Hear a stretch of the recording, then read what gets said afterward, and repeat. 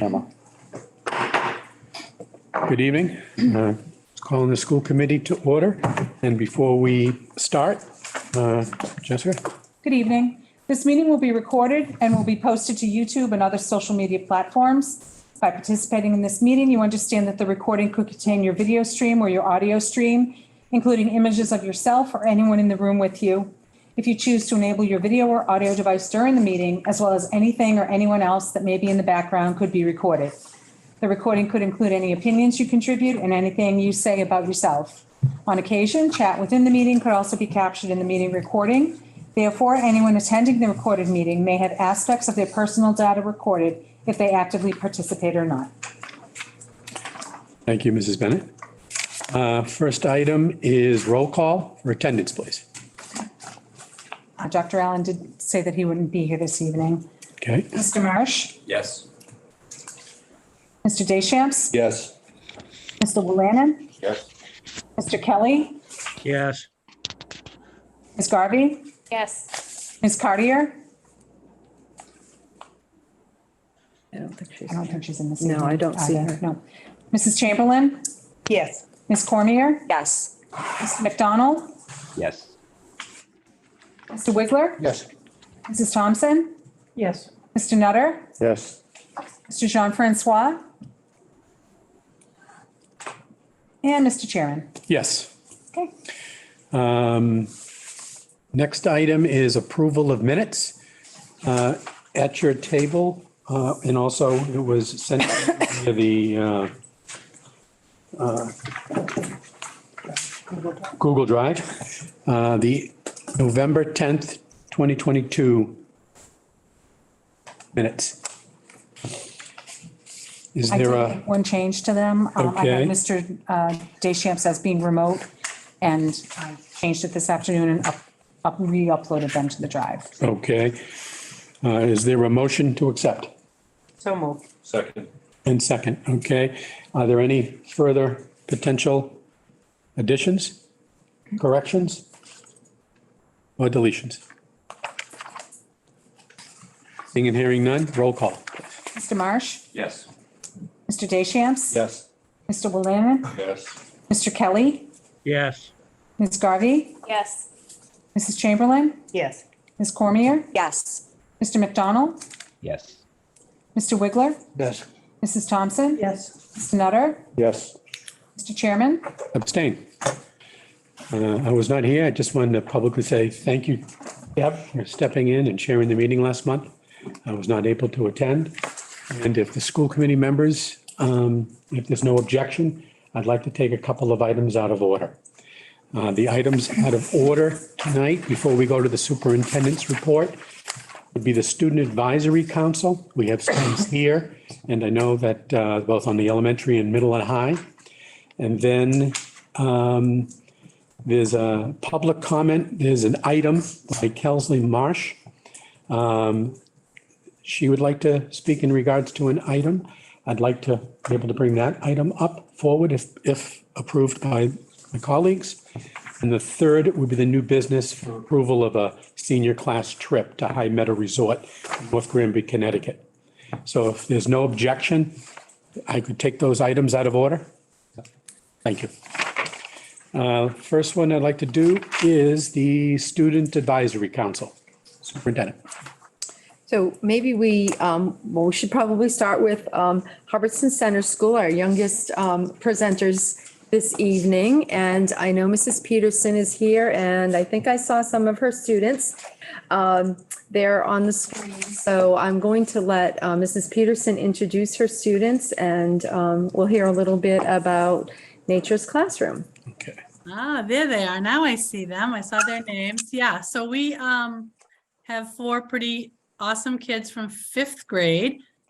Jameson and Camden and Autumn and Maddie are here together. We've been kind of hashing this out, and we got some organizational things down pat, and these guys are ready to go. So I'm going to let them introduce themselves. They are going to talk about their time at Nature's Classroom. They went the week before Thanksgiving break. So they endured, snow and all kinds of stuff, but they came back ready to go. So we're going to start with a typical daily schedule, and Jameson and Cam are going to lead the way. All right, guys, go ahead. Hello, my name is Jameson, and I'm going to be talking about our daily schedule at Nature's Classroom.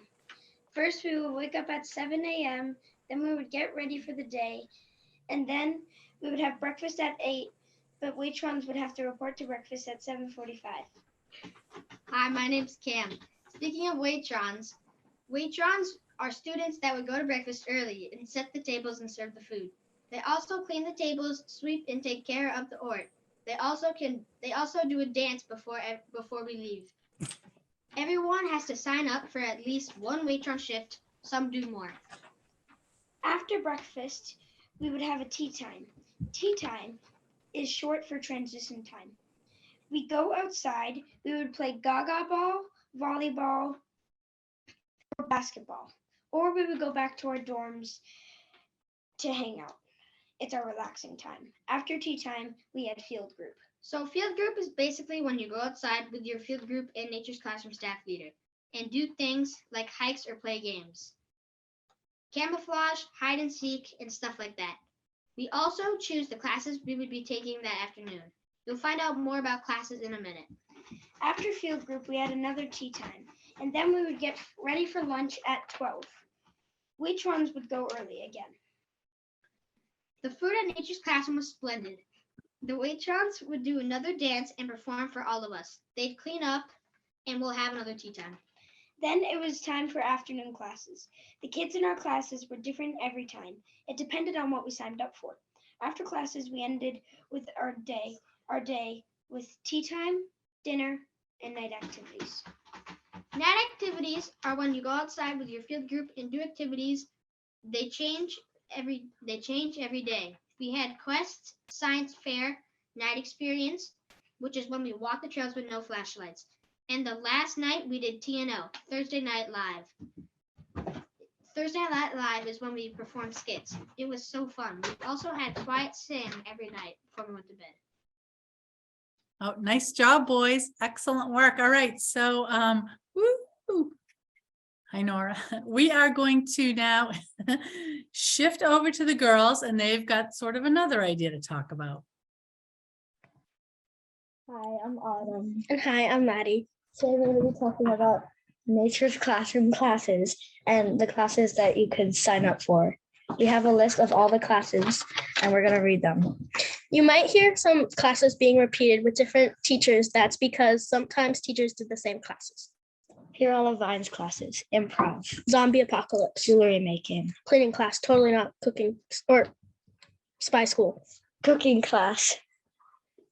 And here are all Jackrabbit's classes: cookie mining, leaf hunt, cleaning class, totally not spy school, pond class, endangered egg babies. Here are all of Crisscross's classes: salamander gander, float your boat, deer survival, wildfires, tower of power, edible volcanoes, deer survival, Zen tangles, cooking class, paper making, H2O bottle rockets.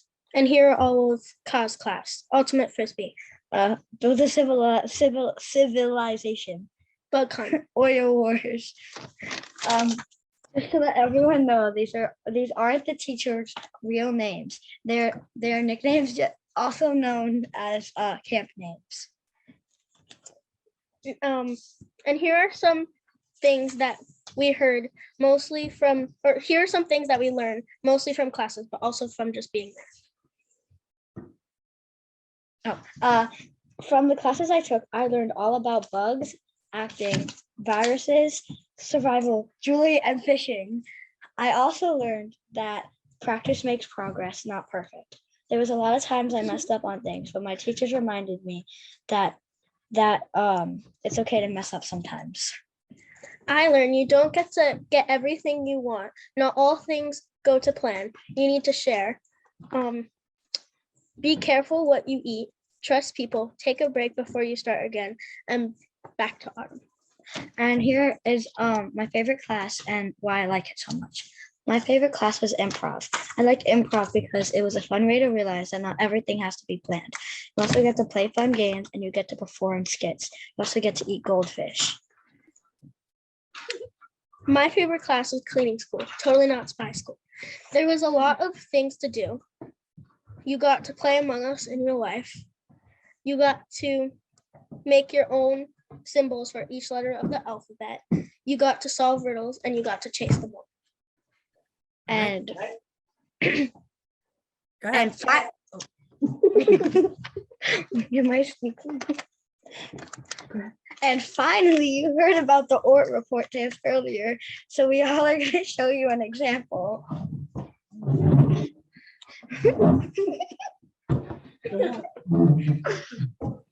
A 1, a 2. You all know what to do. I said. Report. I said. ORT report. ORT report. I said. ORT report. Yeah. Nice job, you guys. I think Jameson and Kim might have wanted to tell what they liked best about the classes, but do you guys want to talk about that? I forgot to jump in, or Yes. My favorite thing was all of them. Everything. how about you, My Jane? favorite class was probably, I really liked cookie mining because you got to experience what it was like when the miners had to dig for gold. And it was just fun overall. And what do you think what was your big takeaway from Nature's Classroom, guys? That you can. It's that we're more independent than we thought. Awesome. Excellent job, guys. Thank you so much for coming. I don't know if school committee has any questions for these friends. Please feel free. Let's find out. Where did they go? I didn't hear that in the beginning. Nature's They went to Classroom. I know. Charlton. In Charlton. Charlton. Are there any questions for the students? I have just a couple. I think you know I tend to always have a couple. Let's see. Autumn or Maddie or Pam? And the other student? Jameson. Jameson. Two things. A, would you recommend Nature's Classroom for the next group of students that are coming for the 5th grade? Yes. Yeah. Definitely. Okay. All 4 are in agreement on that. Fantastic. And then this question is asking you a little bit of critical thinking on your part, and there's no wrong answer. Is there anything you would recommend that the Nature's Classroom do more of or less of? I think less of tea time because I feel like there's a lot of tea time. They spoiled us with tea time. Yeah, way too much. Okay. And anything more that you would recommend? No, I don't know. Not really. Okay. Again, thank you for coming and presenting. Everyone around this table, and as well as the teachers, the administrators, parents, you'd like to hear not only the experiences, but there were times when budgets were tight and we weren't able to support Nature's Classroom. And for us to be able to have it back online is a wonderful, and your words matter. So that's why we ask your critical eye of what you recommend, not recommend, and what we could do better or different. So in life, when you are asked those, or when you think about things like that, it is okay to participate in understanding what works and doesn't. That's how we make changes. So we appreciate your efforts, your language, and your articulation this evening. Anybody else? I just had a question about Nature's Classroom in general with the other schools. Like Trish, 6th grade went in OCAM, correct? Will they change that? Like 5th grade will go now, or? Yes, 5th grade is going in May with Hardwick, and they're going to be going to Maine. Okay. We're in Maine. You know? I don't know off the top of my okay. head, but it's Ocean by a Park. beach, I know that. Anyone else? Thank you. No? Go ahead. Okay, thank you. Thank you very much. Hi, guys. Thanks for coming. Get to sleep now so you'll be ready for tomorrow.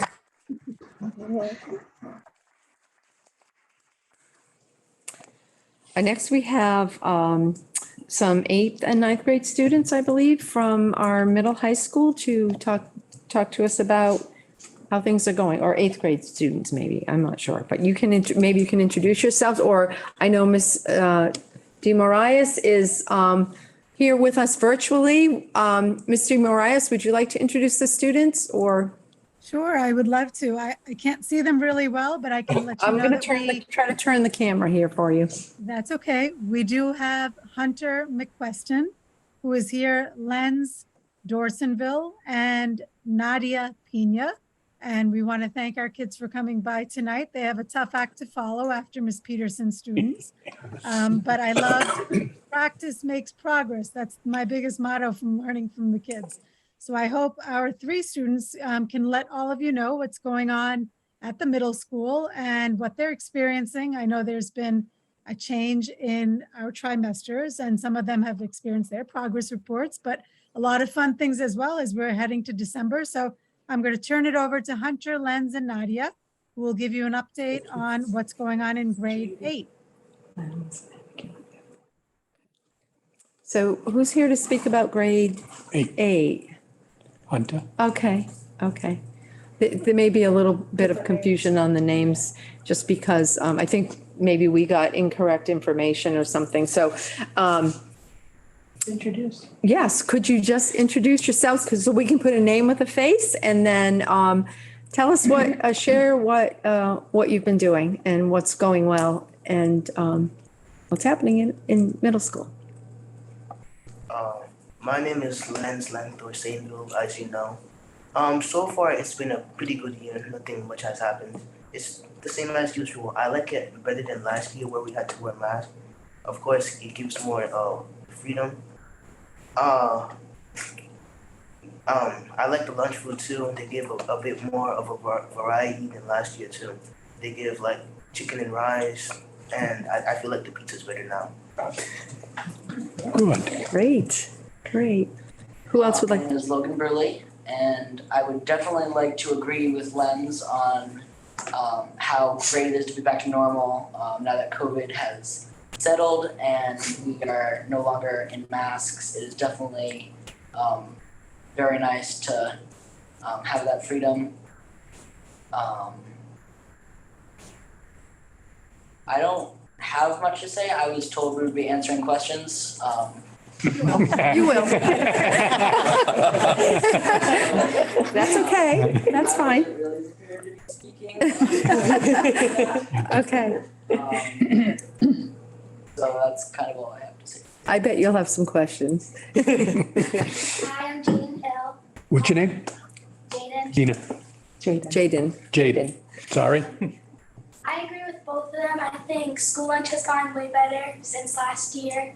I looking forward to the Washington DC trip this year, and happy that I've gotten more opportunities this year, like speaking here and getting into Project 351.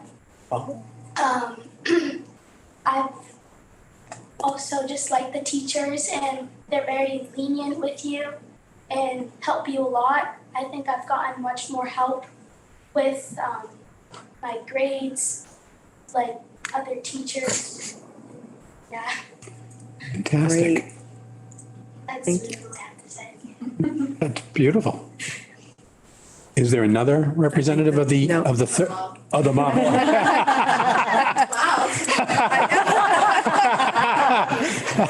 going to come to every meeting to get those compliments.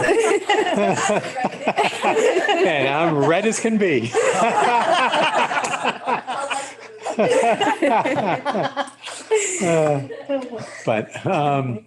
Okay, is there now any questions from colleagues, school committee colleagues? Any first? Mr. Williams. Mr. Willan. Has there been much chatter about the DC trip? Because we've had, 3 years we haven't gone, or is it 2 years? I'm trying to remember. It's I 3. think it's 3 years. 19 was the last time. Yeah, and I was a chaperone for many years, and there are a couple of people here who have been chaperones, and to us, as chaperones. It's like the best trip in the world. So we're just wondering if people are talking it up or, is there kind of a sort of a groundswell like, oh, geez, we're really glad we can go to DC? I would definitely like to agree. I remember last year, I've been looking forward to this 8th grade DC trip for as long as I can remember, always hearing about it, even in elementary school. And I remember last year, there was a lot of talk, will it happen, will it not happen with COVID, what will be allowed. And then this year when we got news that it will be happening, it was extremely exciting since it hasn't happened for, I'm not sure whether you said 2 or 3 years. 3. 3 years. Mhm. And I'm just very glad that now that we're all back to normal, the teachers and administrators here are able to put together a wonderful trip for us. Great, and actually not a question for them unless they know the answer, but the 4-H center where we've gone to for years is closed now. Where Yes, are we going to be it staying? is closed. They're staying at a hotel in DC. It's, it was arranged by the travel agent that we have used for many years. We've, Ms. DeMarias and myself and the teacher who is leading the trip or in charge of the trip have really worked very closely with the travel agent. It's different. It will be different for us and for our chaperones, but we feel very comfortable that it's a place that it was challenging for them to find a place that was large enough to have the capacity to have all of our students in one place, only on a few floors. And so we feel really comfortable with it, but it will be different. Yeah. Do you know the name of the place or? I cannot recall. I don't know if Ms. DeMarias does, but we can certainly. I don't know it right now, but I'm going to look it up and I'll put it in the chat as soon as I get it. I apologize. It is a new place, but to add on to a little bit of what Sheila has just said, we're really excited that we are able to, at a pretty good cost, offer a lot of variety for the students, including a lot of excursions, good food. We definitely looked at safety in all aspects of being close to at the heart of the city, but at the same time, the safest part of the city. So we really hope the kids are going to have a great time and be immersed in the culture of DC, yet be very safe. And I will look up that for you, sir, in just a minute. No problem. The name of the place we're staying at is a Sheraton. It is a Sheraton hotel. Okay. Very nice. Thank you. Fantastic. Anyone else? I got a couple of questions as a quick follow-up.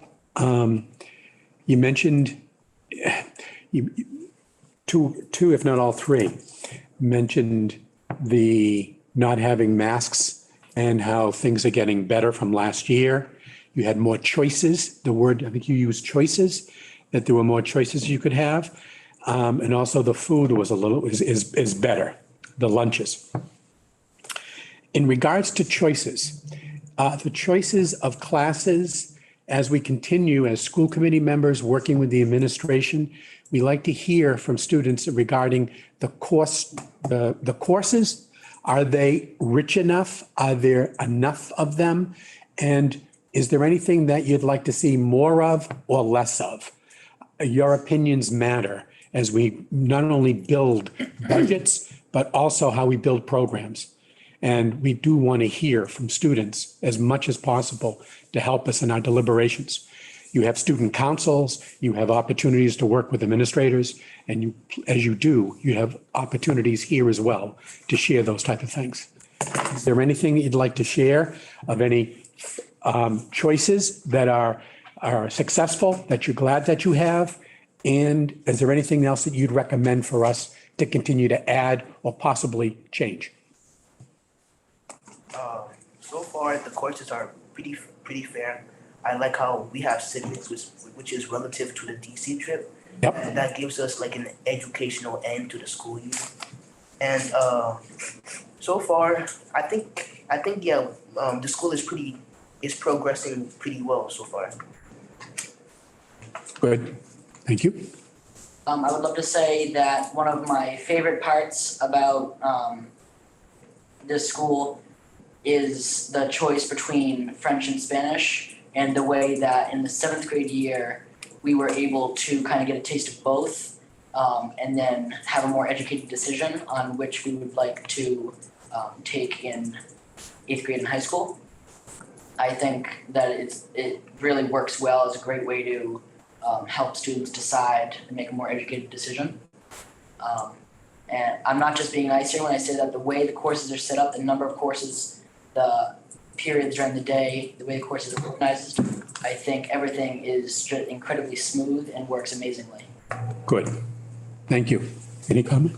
I think that what's good is over the past years I've been here since 6th grade. It's been better because you get to be in groups, and for me personally, I work better with other people, and I love how now we don't have to social distance from our friends at lunch, and we can spend time with them more. And I like how teachers let us talk during class and are not very strict about it anymore. Fantastic. And then as you mentioned about the 6th grade, do you think that was a good move for us to have the 6, 7, and 8? I know it's new and we're in our 3rd year. Am I third year? Yes.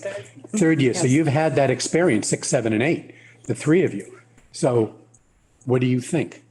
I think it's good that because you can make friends, even though they're upstairs, you can still see them, talk to them. And I like how they're in our lunches now. So they know, you can tell them like how and what they're going and looking forward to for when they get in our grades. Fantastic. I'd like to agree that I think the moving of the 6th grade from the elementary schools to the middle school was a good decision. One of the reasons why I say that is sports and extracurriculars. I don't think it needs to be said that in middle school, kids are given more options and more opportunities than in elementary school. So I think for those 6th graders, I think it is a great opportunity for them to have those extracurriculars to choose from, whereas before they'd have to wait an extra year. And I think that those students should be given the opportunities of being in middle school rather than in elementary school. Good. And do you have, Lent? So far, I'm just saying it's pretty good. Good. I'm A-okay. A-okay with that. That's And great. that's fantastic. Totally. Like how we have SEL now, which gives others like an educational understanding before they say anything harmful during their course, which could cause them major harm in their career. Yeah. Good observation. Anyone else? I just want to say that you're so very well spoken and articulate, and it's really wonderful to see, young people be able to come and sit in front of an intimidating group of adults and be so articulate and well spoken. So good job. I'm sure I can speak for the 3 of us when I say that we owe that all to our wonderful English teachers and even other. That's wonderful. Oh, my goodness. Teach us how to both speak in front of a crowd and to be more articulate with our wording. Well, I'm an 8th grade English teacher and I give you guys an A. I just want to go back to the SEL part. Is that something that you have? Is it a formal class? Like, is it in Flex Block? That how it works? Yeah, it's every Wednesday that we have SEL. And what, can you just give me an example of, or just a description of what goes on? Like say they talk about discrimination and how you shouldn't say words to certain others. You pretty much get to learn why and how you can stop. So it's beneficial for everyone. Yes. Very good. Thank you. Thank you for coming and sharing. We want to continue to hear. Even if you have an opportunity with the principal to come back in the spring, late spring, it's open. Absolutely would love to have you to be able to share towards the end, because you'll be then becoming a freshman. So that experience of the 6, 7, and 8 might be something. I'm not holding to that, but if that is an opportunity, would you be willing to do that in May? Thank you. Mr. Chairman, can I just give the students some feedback? I just want you to know that I'm monitoring the chat in the meeting for all of our folks who are here virtually, and you have some accolades here from Mrs. Peterson, who is saying that it's wonderful to hear your thoughts and see your smiles. Ms. T. Marias said, what amazing students, well done. Another person in the meeting, I'm not sure who this is. Oh my goodness, I think it's absolutely adorable and awesome hearing from kids and their perspectives. You are outspoken and articulate in front of adults. So you're not only getting accolades from our school committee, but also from everyone out here. And Miss Muha, who's our Director of Teaching, Learning and Support, says, woohoo, 8th graders. Wow. And so proud. Ms. DeMarias is very proud of you. So thank you very much for coming. Absolutely. And Thank you.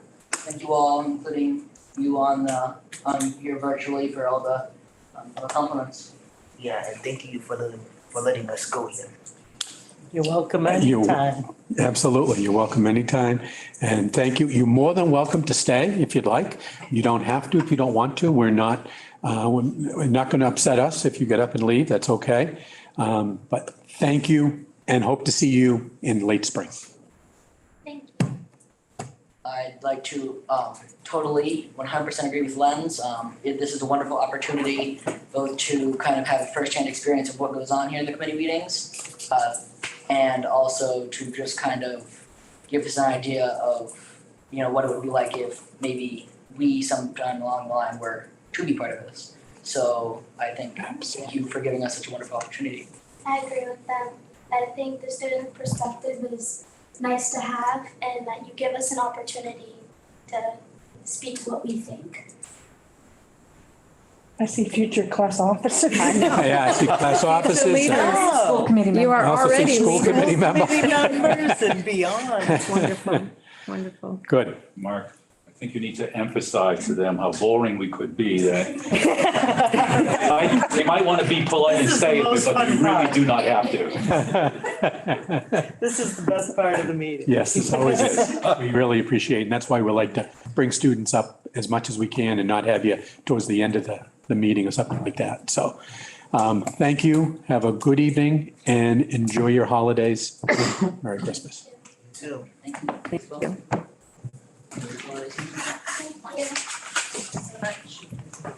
And then school committee members, again, thank you for order. Let's do the new business request for approval for the senior class trip. Then we can go back to Kelsey Marsh for that. So we can at least do a potential vote on that, on this piece first. We have Colin Brown, who is here representing the senior class, and he's going to tell the committee about the senior trip. Hi, I'm Colin Brown. I'm the secretary for the senior class. Our goal is to have our senior class trip at High Meadows in Granby, Connecticut. In order for us to go, we need your approval because it is out of state. A couple of facts about the trip. Our target date is Wednesday, the 31st of May. We have to deposit a $500 deposit for the trip. The cost per student will be about $52. That's all that I have. If there's any questions, I would be glad to answer. What made you choose this site, your class? We're looking at sites because usually class trips tend to be more like at the beach, and last year they went to Six Flags. We wanted to change something this year, so we decided High Meadows because there's a wide range of activities and stuff you can do there. Good. Colin, what kind of activities do they have there? There's a lake there. There's some rope Courses. Optical course, yes. And there's food there, a buffet and ice cream. Yeah, ice cream. All you can When Mrs. Trumbull, our class advisor, said there was ice cream, I was all in. Anybody else? Motion to approve Second. Okay. with the proviso. Those are the legal pieces to it. And any other further comments? Seeing and hearing none, roll call, please. Mr. Marsh? Yes. Mr. Dayshams? Yes. Mr. Willian? Yes. Mr. Kelly? Yes. Ms. Garvey? Yes. Mrs. Chamberlain? Yes. Ms. Cormier? Yes. Mr. McDonald? Yes. Mr. Wiggler? Yes. Mrs. Thompson? Yes. Mr. Nutter? Yes. Mr. Chairman? Yes. Approved. And enjoy, and you're more than welcome to stay this evening, and if you leave, that's okay.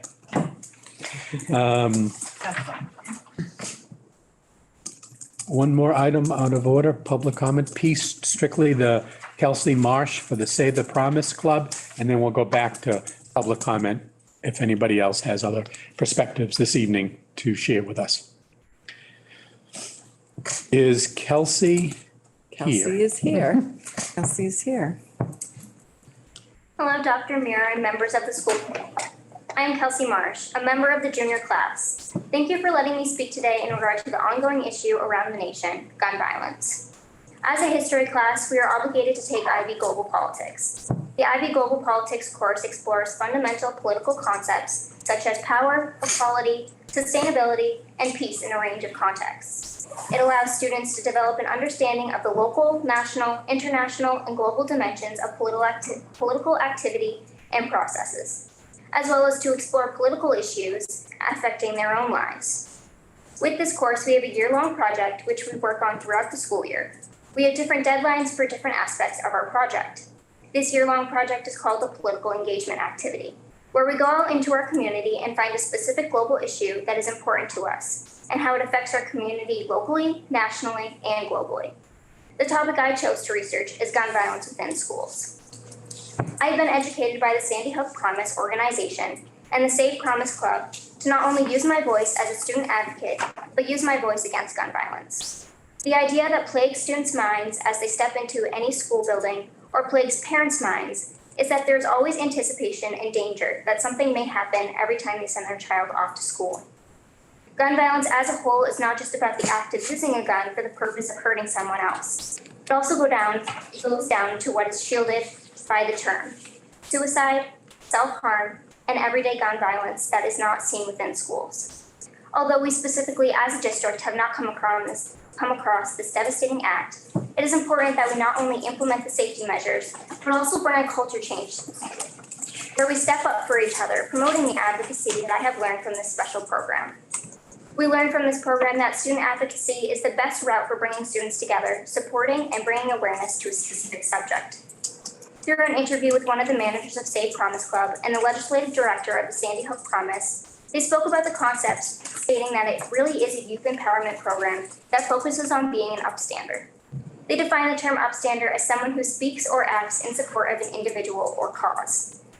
Our school should encourage young people to be just that, to have a seat at the table, and to have a say in the issues that are going on in their school and community. The young people of this school want to have the kind of climate that encourages all these aspects, coming together and focusing on the issues that affect us specifically.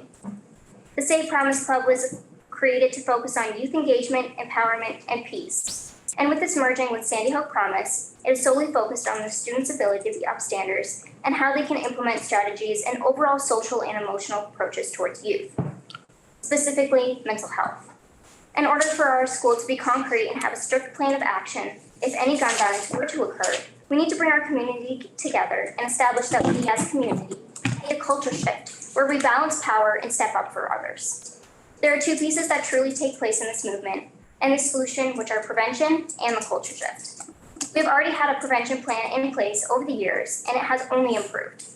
Thanks to our resource officer and other emergency personnel, we as students are able to rely on safety protocols that will ensure the protection of our well-being. The only thing that is missing is the piece that this program will bring to the table. The organization will help to promote student advocacy, not only on gun violence, but other essential and sensitive topics such as self-harm, suicide, home life, and other topics that may not be given the chance to advocate for.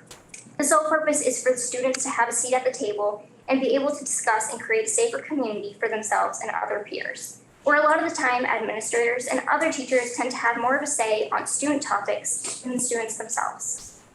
The reason I am here is that the engagement with this program comes a lot from lawmakers and community partners who want to work with the organization on improving and creating clubs. School committee members like yourself and other community members are key decision makers and people who have the power and influence that is really a big part of the equation.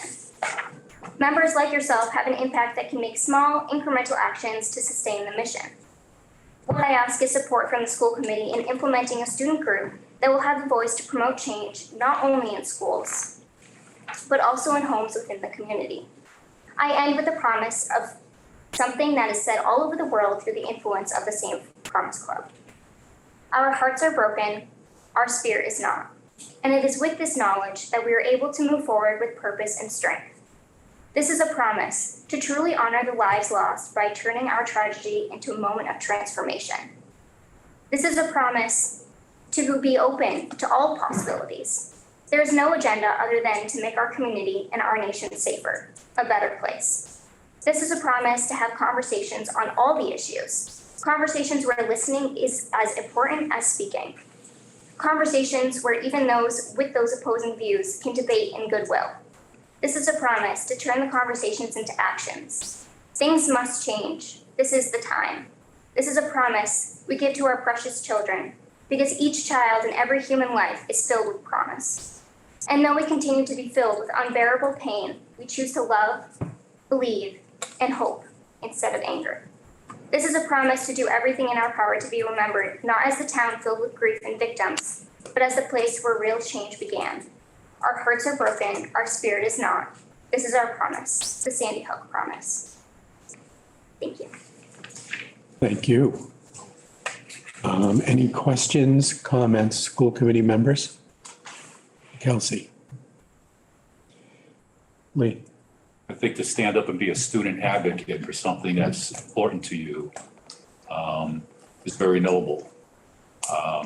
You'll have to appreciate, I think, that it's going to have to be students, not just saying your grade or class level, but students over many years of class levels to really spearhead this, whatever approach you're taking, whether it's guns or something else, because you won't get a lot of support, I think, from adult populations. And that's might be a sad thing, but that's a reality. In my generation, we had the Vietnam War, and I knew a lot of people that spoke out and friends of mine who did a number of things, but yet I don't think they would be able to do that now, just in conversations with them. So at times it may be very lonely if you continue to, to follow this approach, and you have to be ready for setbacks. But I think it's a very noble thing that for you to go forward with this. Anyone else? Wonderful, impressive speech. You did a wonderful job. And, I think you're going to go on to do great things. And I know just listening to you speak, I feel a little bit better about, the future. Listening to these students tonight, because they are the future. They are our future. And I'm just very impressed. Quabbin definitely is doing something right. Yeah, I would just like to echo those comments. It's very brave of you to stand up here and do that, and you did a great job. Thank you. Yes. I believe it was either 2017 or 2018 where we kind of got a taste of what happened like in Sandy Hook or something, where a gun clip was found in one of the backfields, and the school went into a shelter in place. And that gave us a taste in our own community of what could have potentially happened. And I think right now, starting the conversation up again in our own communities is going to be is a great idea and something that needs to be happening. is Kelsey looking for an endorsement from the school committee? What do you need from us? Well, first your support, which I Okay. feel that I have gained that. But also to start a Safe Promise Club, which I definitely want to be able to do within the school and within this community. It doesn't have to be specifically based on the school. It can also be based within this Quabbin Regional District. But what I'm looking for is a specific person, an administrator, a teacher, someone who is able to help create this club, because unfortunately a student is not able to just create a club and have this big of an impact. And I think what you just said, aside from the support, and we'll want to hear more as this continue to grow. I will turn over to the superintendent in 1 second if anybody else had anything to say. But you talked about youth engagement, youth empowerment, and peace. Those were the three pieces you said, aside from a lot of other things too. But the prevention piece, the cultural shift. So I listened intently on that. And so, yes, as you build this through the supportive network and you have meetings, seminars, whatever the words might be, I think we would please make sure we're invited as well. We would like to participate in that, that's for sure. And second, what you just said about support from supervision piece. I'm going to ask the superintendent to make a comment, and then maybe there's a teacher or administrator, I don't know, but let me ask the superintendent and see what. So first, I want to tell you that Mr. Wheeler is here. I don't know if you know that. And he would like to say a few words about Kelsey. Mr. Wheeler is Kelsey's global politics teacher. So I'm going to ask Mr. Wheeler to speak, and then we can talk about, how we're going to support this going forward. So Mr. Wheeler, would you like to join us? And Yes, I'd be happy to. Thank you so much. Good evening, everyone. First thing, congratulations, Kelsey. That was wonderful. So for context here, I'm James Wheeler, high school teacher at the social studies department. So as a department, we this year are starting to implement this brand new IB Global Politics course. And so far, it's been phenomenal. We've had lots of intrigue and positive feedback from students. And one of the primary focuses of the course is this political engagement activity, as Kelsey has noted. So to just provide some context as to why Kelsey has brought herself before you all tonight. So the whole premise of the political engagement activity, we operate under this essential question: how can I, students, engage with my community through a globally minded lens? So the whole premise of the PEA is an engagement activity that provides students with an opportunity to explore the central unifying theme of our course, which is people, power, and politics, both in practice and outside the confines of the classroom. And in the course of their engagement, students may, for an example, learn about local manifestations of global issues and engage with primary sources and experience the dynamics and consequences of decision makings on individuals and communities overall. So just in short here, to reiterate, the whole premise here is active engagement and reflection on a political issue that matters to students, as Kelsey has exhibited here, specific with social emotional needs of students in reference to gun violence in schools. So just to provide a little bit of context there as to what our students are doing in IB Global Politics related to this PEA. Thank you for that, Mr. Wheeler. So we certainly will work with you, Kelsey, to find an adult that we can connect you with. I know I'm reading in the chat that Ms. Diamarias has already said she's happy to support you with this.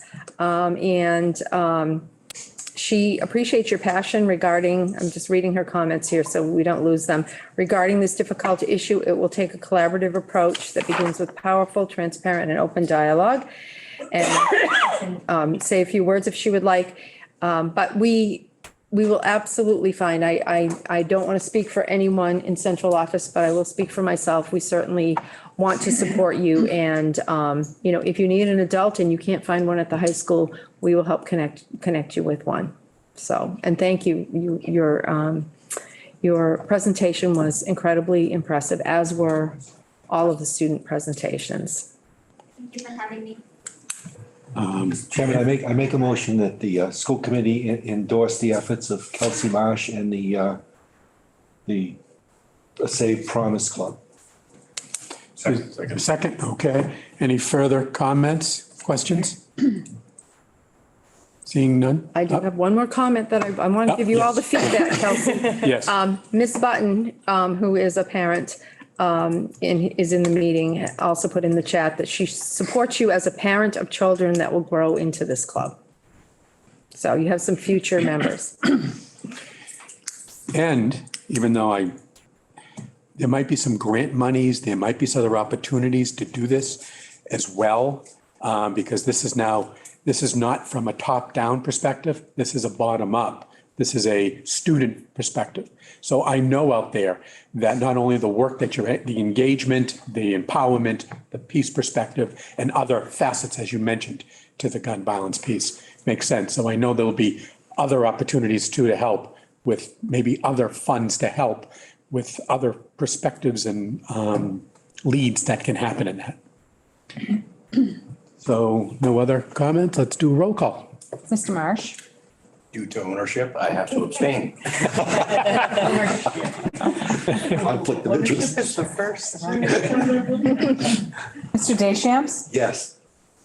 Mr. Bolannon? Yes. Mr. Kelly? Yes. Ms. Garvey? Yes.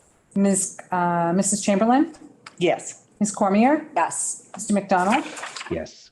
Mr. Wiggler? Yes. Mrs. Thompson? Yes. Mr. Nutter? Yes. Mr. Chairman? Yes. Thank you. Well presented, articulated, and it makes sense. And thank you for the beginning of this work.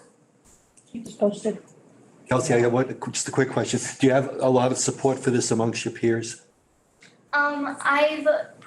Obviously this is from the PEA.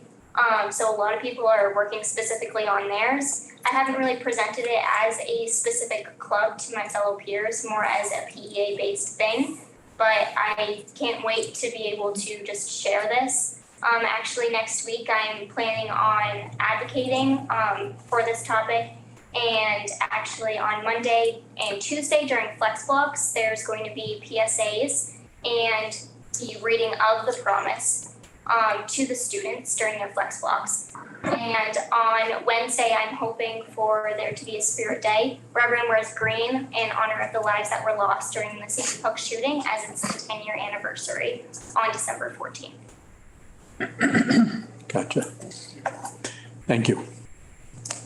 Anything happening over in Oxford like this? Nope. Just curious. Okay.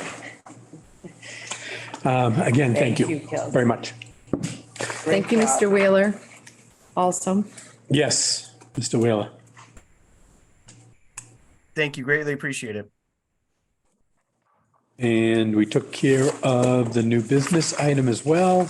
So now we'll go back into the agenda. Administrative reports, superintendent of schools. Thank you, Mr. Chairman. I will, as I typically do, try to just highlight a few items from my section of the school committee report. I have put in a schedule of meetings for strategic planning. In that document, we are hoping to have at least, ideally, we would like one school committee member from each community to attend the leadership meetings. The way this is the planning team meeting, the way we're going to do the strategic planning work is we're going to have a large planning team that will meet twice. They will meet at the beginning of the at the beginning of the process. The first meeting will be on January 3rd. And would it be helpful if I pulled this up on the screen so that you could see the superintendent's report? Okay, let me just give me. I'm still locked on the drive. You're locked? You're locked out of it? I just bear with me for a moment. I'm not finding it, but I don't know. I'm not too good with this thing. Is that the school committee report? Yep. It's locked. It's like, I told you. Let me see. It's locked. I have mine on paper so I can see it. It is locked. All right, give us 1 second. We will, Pretty hard. Right there. I know.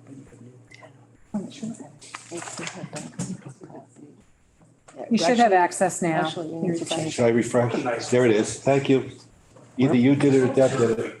Where'd you find it? I don't know. Go to. There you go. Okay, go to. All right, You if you should have it now. refresh, you should be able to open it. I will put it up on the screen. Yeah. Yeah, look, don't tell it. That's okay. You can say it. That's it. Next up. You know, can we go back? Start over. I'm sorry? It's still focused. Oh, okay. Oh, yes, thank you. Colin. We just wanted to focus on you the whole time. Colin, can you come and be our technical support during committee meetings? That would be wonderful. All right, I think we can do this. The other one, I think. No, here it is. Even if we serve ice cream.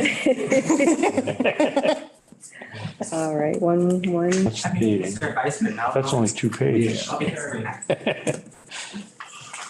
And this is the MCAS presentation. Yeah.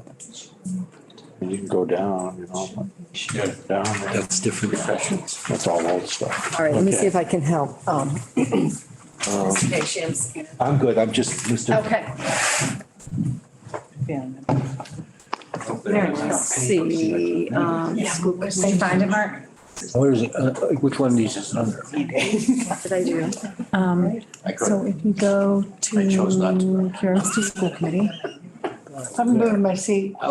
and now go I picked you. I picked So we have to the seat. open the school committee, Talking about professional learning. Oh, the meetings. the meeting, and then we have to go to 22, 23. down a little bit. And then we have to find today's, You're gonna have to just refresh right here. a few folders here that we have to navigate. Okay. There you go, Thank you. and now Amazing. it's locked. There you go. So yours, mine came up before. And his is coming up differently. Okay, yeah, it's a setting that Okay. you can set. We could help you.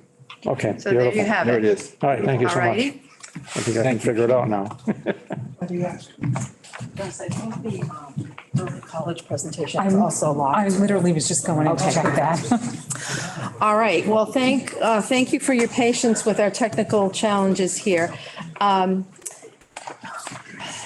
So as you can see, this schedule involves many meetings. But the planning team meeting, which is the planning team is the larger group that involves school committee. We're hoping to get students and parents. Yep. And that first meeting will take place on January 3rd here, and in this room from 6 to 9 p.m. And then there will also be a strategic planning survey that's going out to all of our stakeholder groups.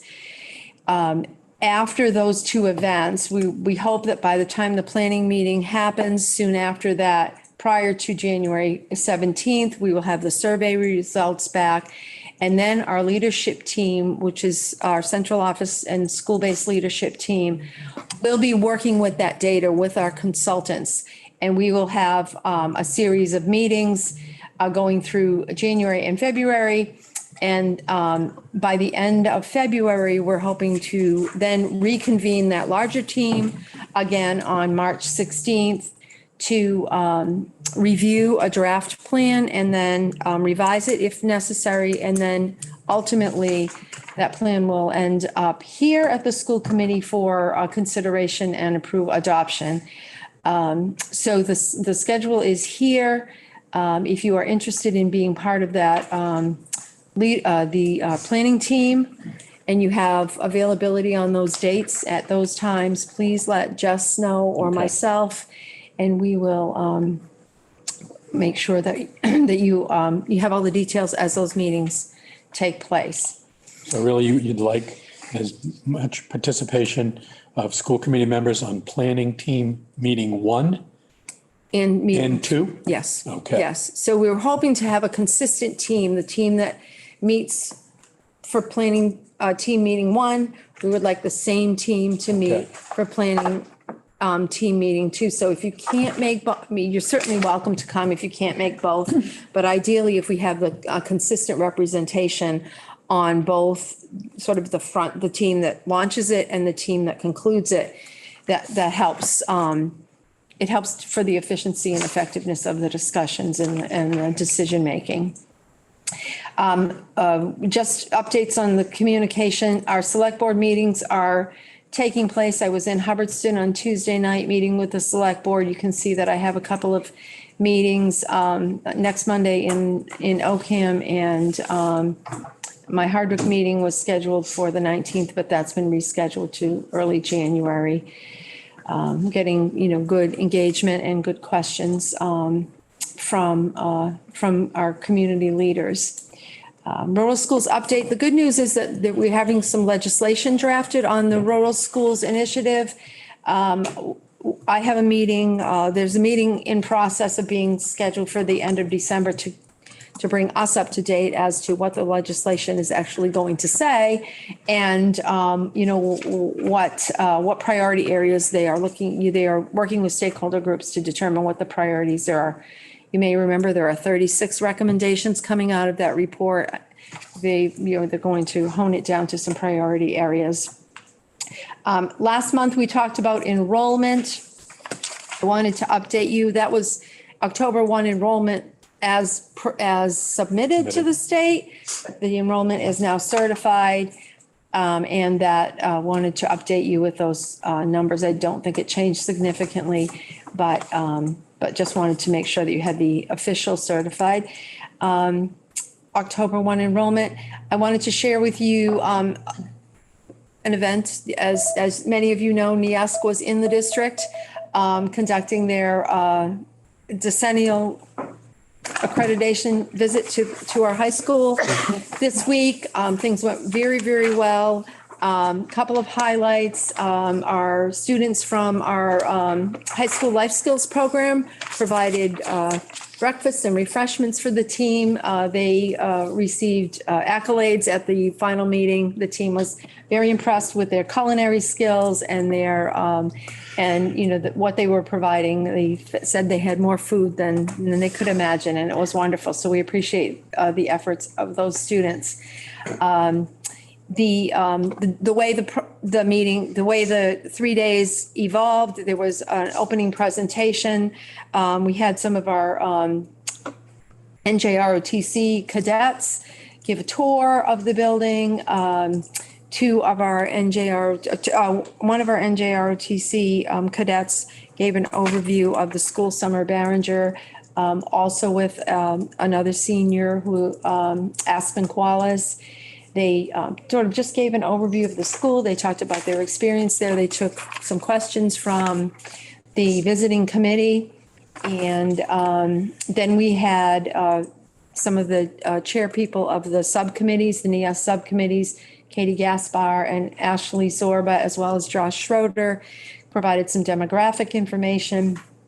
And then they really launched into their work, which was basically meeting with stakeholder groups in focus areas, walking through classes. The visit concluded yesterday afternoon with a faculty meeting where they just thanked the faculty and talked about the process going forward. They will draft a report. They will write a report, and they will write a report, and then they will submit it for approval from the NEASC folks. They get some feedback on the report in terms of they have to write it in a specific format, and then Principal DeMarias will have a draft of that report, hopefully in sometime in January, and to be able to look at it for factual errors. So it won't be finalized, probably final until March sometime. But it was a very successful 3 days. It was very hectic for the high school administration, the middle school administration, and the teachers who were involved. I really would like just to publicly thank the leaders, the teacher leaders who were in charge of this. Carrie Vassar and Mike Jablonski were the co-chairs on the Quabbin side for leading and coordinating all of the NEASC efforts. We also had Ashley Zorba, Josh Schroeder, who were leading the steering committee, and Jason Gilmartin, Steve Nakora, Eleni Marinelli, Mark DiPasquale, and Molly Zucca, going to go two more, Katie Gaspar and Christine Kalmonis, led the work of the sub-area, priority area subcommittees. And so they really did a tremendous job. Lots of time invested in these things. If anyone has experience with this, it's extraordinarily time consuming. So many thanks to them for their efforts. One quick question in regards, if the committee supports this perspective, how about, is it possible we can have a letter of recognition, of appreciation for the leadership of the team, for the teachers? I know that they give their time, their effort, and then there's not a lot of money or stipends and things that go with this type of perspective. So at least, at very least, I would like, at least on a record, it makes sense for a letter of recognition and appreciation for their leadership on this NEASC. Exactly what I was thinking. So I don't think we need a formal vote, as long as we all support the administration to do, the superintendent to do that for us. And then I just wanted to comment real quick, is say thank you. I know we had a subcommittee meeting with Dr. Allen's meeting on Monday night. There were several of us that were able to be interviewed in regards to the NEASC group. So Dr. Allen, myself, Deb, Joanne, not Joanne, Jenna, and Ned. Ned was there. Am I correct? I think I got everybody. Just wanted to say they had an hour. They spoke with us, asked some questions. And again, the work is coming from the teachers, the staff, hearing what the tires are being kicked, but it's not like the old way of accreditation. So I think it's a better way, and we'll hear more as you continually state what you're doing and how you're doing it. Am I right? Yes, it is it's called a collaborative process now, and it is much more collaborative, where it really is a process that's supportive of finding ways to support what the school and the people who work and run the school have identified as areas for growth. So it's a self-study process. And then, they come in and just explore, how they might be able to make recommendations that will support the work that the folks in the school have already identified are their next steps. And so at the final meeting, when the NEASC chairperson, Pam Gould, spoke to the faculty, she said, there will be no surprises. You know all of the things that we're going to say because you told them to us, and our job here is to help you move those things forward and support your work and make sure that it's high quality and it meets the standards that are set forth by the organization. That was very positive. And just HR, we have 12 open positions in the district. We filled some that have also created vacancies, and so it's just a revolving process. One of these days we'll get to the end of it. And I'm going to turn it over to Ms. Muha and Mr. Wyman for teaching, learning, and support. You have one question before you turn. I'm sorry, yes. Okay, do we have a number for the kids of choice audit Quabbin? I don't have it off the top of my head, but I certainly will get it for you for the next meeting. Thanks.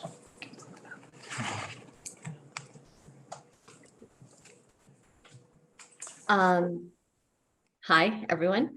Hello. So our report is a little bit shorter this month, but we just wanted to update you on a couple things that have been happening. So as many of you know, we have a new before and after school program. It's called Champions. All of our elementary schools have a before and after school program, and they're very well attended. Champions is really pleased with our enrollment. So much so that we actually now have a wait list at Ruggles Lane and Hubbardston. So these programs are highly regulated. So each time they want to increase their capacity, they have to receive approval. So they just received approval to increase the number of students at Ruggles Lane, and they're going through an audit or approval process right now for Hubbardston. They will be offering a session during the holiday break on Tuesday, Wednesday, and Thursday. And they start their enrollment for summer program programming in January, and then they start enrollment for the following year in March.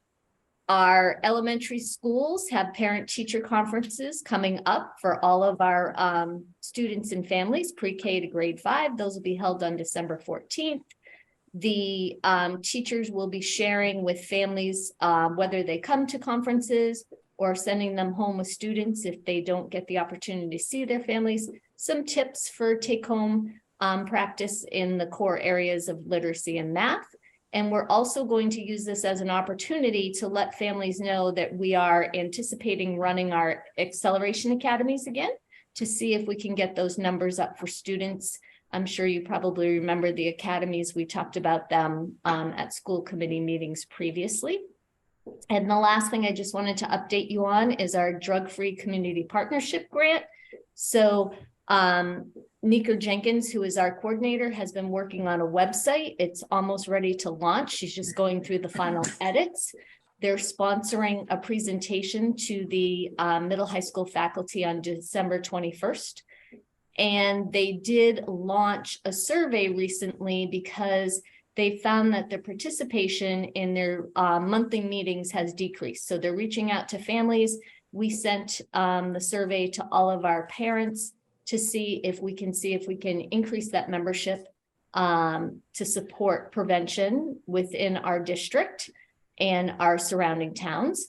And there's a concerted effort to increase those partnerships with community organizations. Mr. Devine, Greg Devine, has been an integral part of the team helping Nika work on this. And the most recent sort of community visibility that they had was setting up in each of the district towns for Halloween so that they could share resources and make sure that their work is visible. Those are our updates. I don't know, Mr. Wyman, if you wanted to add anything or if anyone has any questions.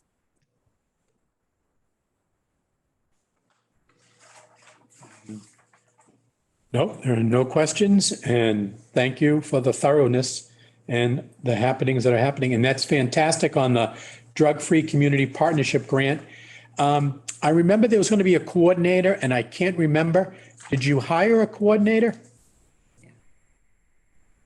for the community partnership grant? Nika Jenkins is the coordinator. Okay. And we're looking for a youth, also sort of a youth engagement coordinator. And we're just in that process right now. Okay, thank you. Yeah. I think I'm next. Good evening. My report's kind of lengthy, but I'll just highlight a few things given the time. I'd like to highlight our Special Ed Parent Advisory Council. They have 3 meetings scheduled that are posted in here. The first one is a networking parent-to-parent conversation for families and daycare providers and guardians. That'll be next week on the 13th at 6 o'clock. It's in person in the Professional Development Center, as well as an opportunity to participate virtually. The next one, we have our chairperson from our audit will be coming to meet with them on Tuesday, January 3rd. That will again, it's only virtually. That one is only virtually. And then the third one is the Mass PAC will present. I think they're having Susan Parker Norton present on evaluation and eligibility for students with disabilities. So that one will only be held virtually as well. And I'll just touch on one fun thing. I think I put it in where I meant to, the bocce. We're looking at a bocce club. So we've been very successful thanks to Mr. Myville and the athletic department and the coaches with our unified track program last spring that started, and then basketball program this fall. So the adaptive phys ed teacher is looking to start a club this winter, indoor bocce. They can do it in the hallways. And so she's thinking about getting that with the potential for perhaps having a third unified team so that we have one in the winter and we'd have a fall, a winter, a spring team. Only one parent contacted me, but contacted Mr. Myville and he shared it with me about, okay, my child played in the spring and they played in the fall. What are they going to do this winter? So we were like, so we're working on coming up with something for that. These programs are designed for students with disabilities and students without disabilities to be partners and on the athletic fields. which does carry over into the classroom as well. So I'll just leave it at that. Everything else is written there. And thank you very much for your time. Any questions? No, again, thank you for the thoroughness of the report and keeping us updated. Great, thank you. Mr. Walsh is next. Hi, I have a very short report. The security camera project is almost complete. We have a couple exterior cameras that still need to be added. The intercom systems and door lock systems need to be tied in.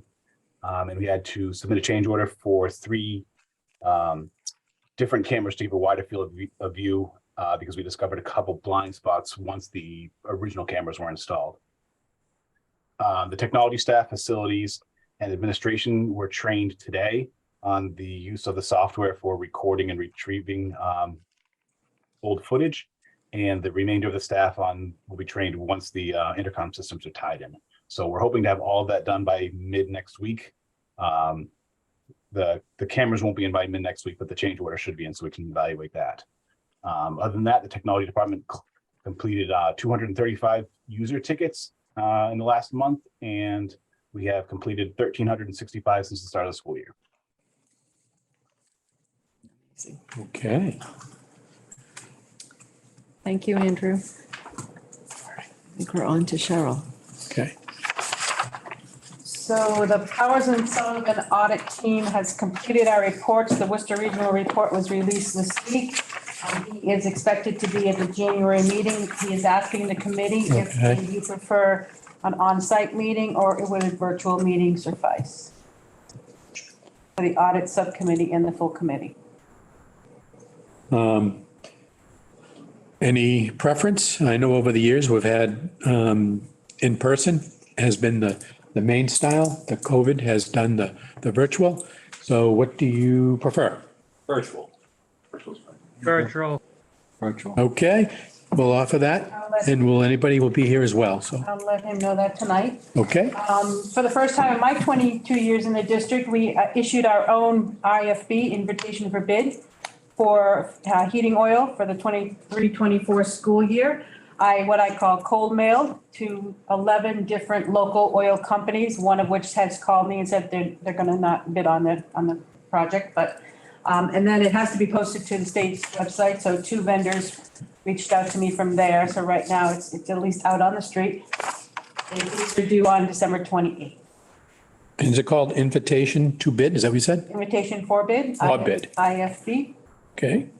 Is that going to be scary? Yeah. In the past, we bid with other districts, isn't that right?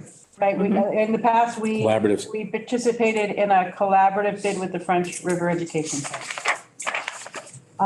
We did have a staffing change in our office. Our payroll coordinator left us at the end of November.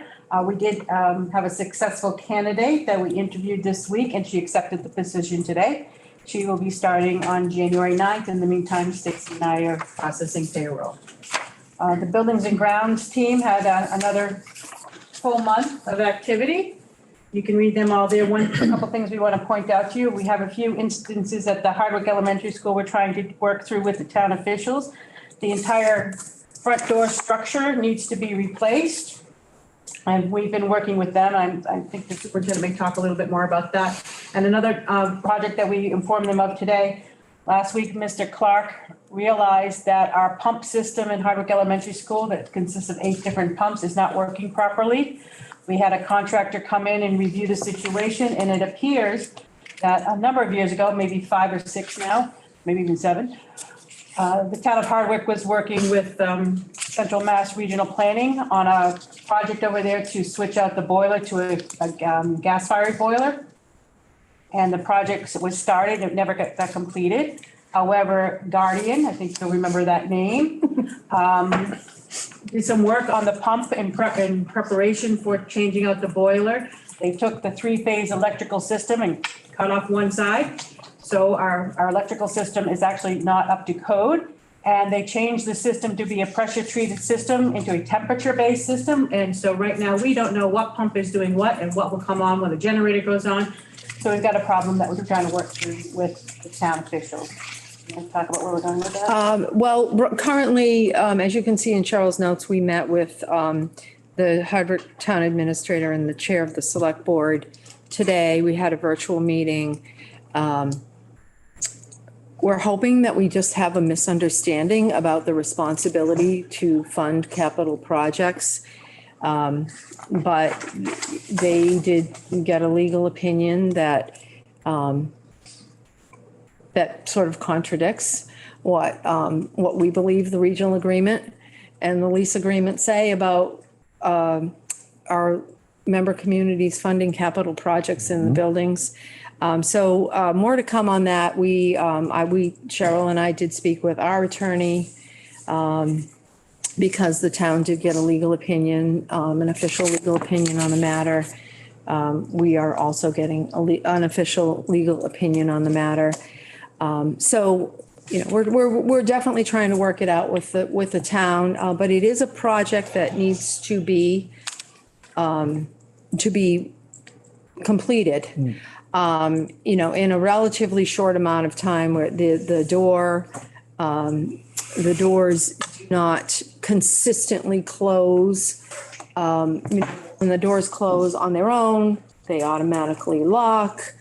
And because of and I wish Mr.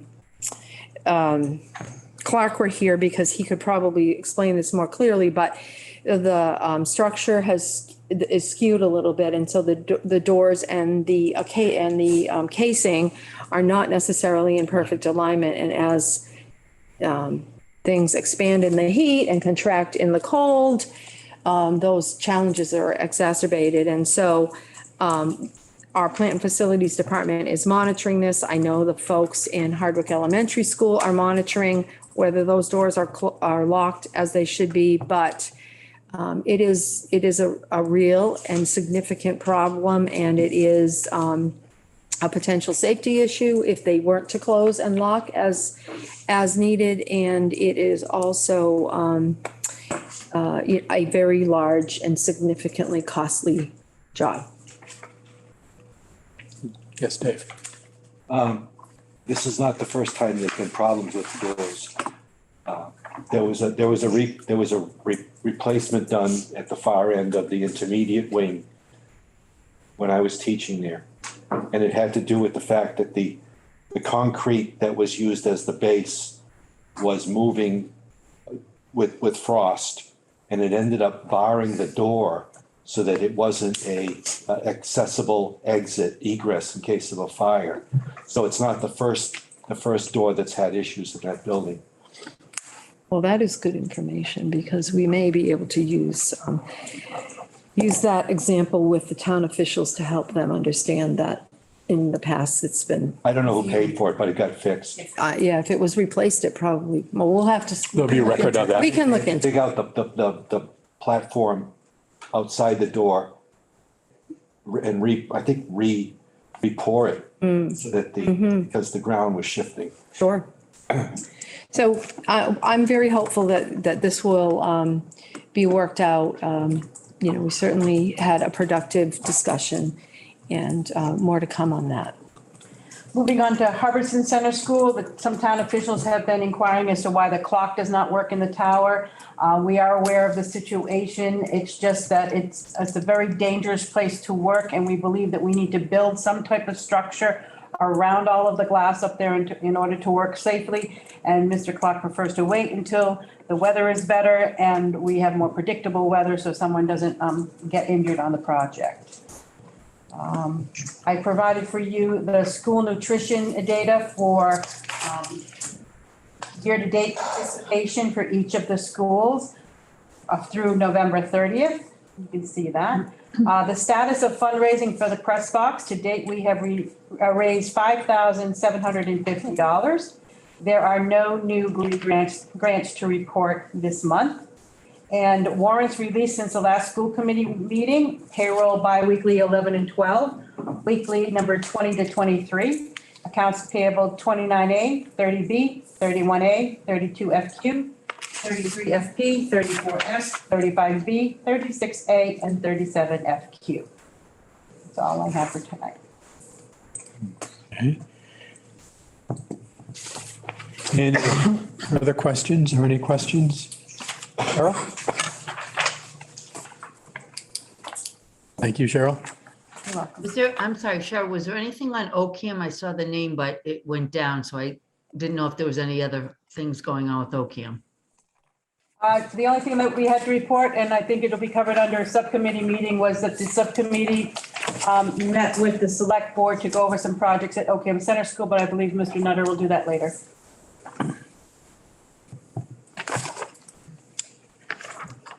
All set, Superintendent? Yes, sir. Okay.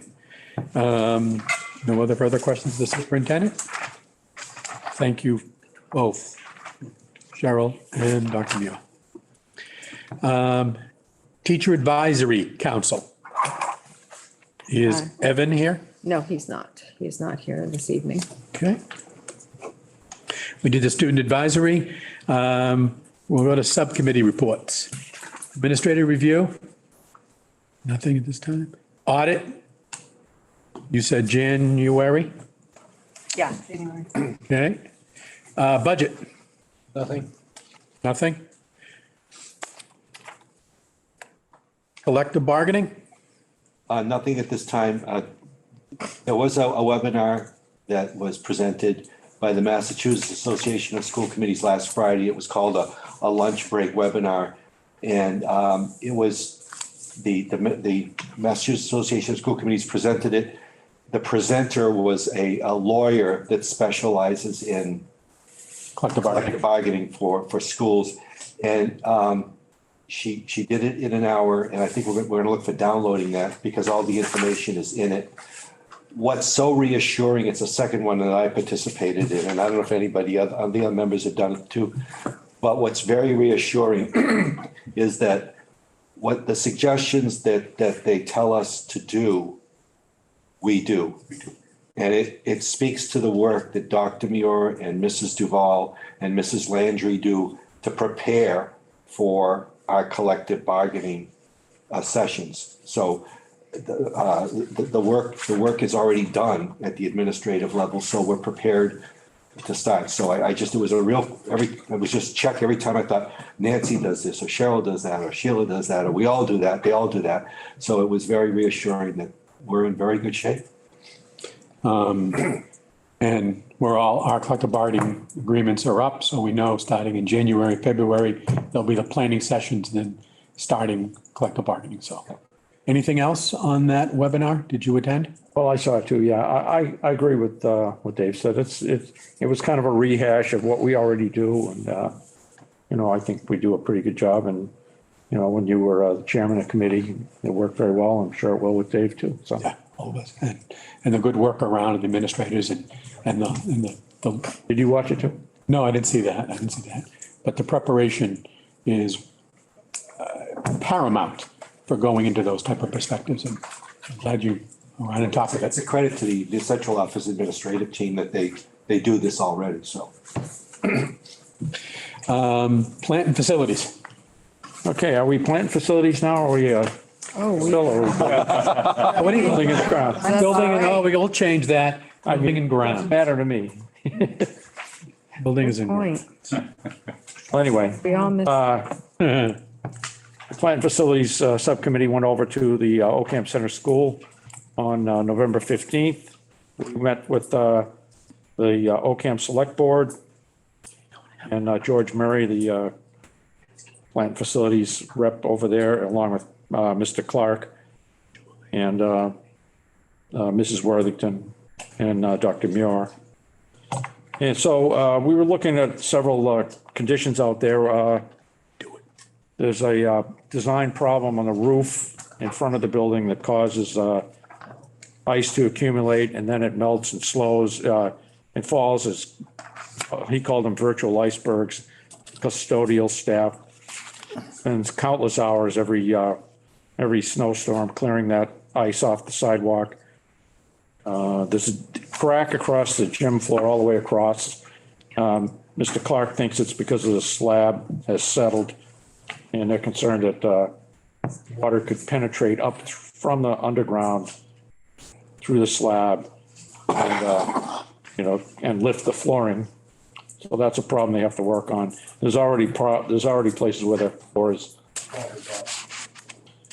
The biggest thing is there's one outside wall, it's like a stucco wall, and there's water is infiltrated behind the wall. And it's covered with mold, and it needs to be basically rebuilt. And the select board seems to want to take that on themselves. I don't think they really have their idea of what to do and Mr. Clark's idea seem to be divergent. Let me say that.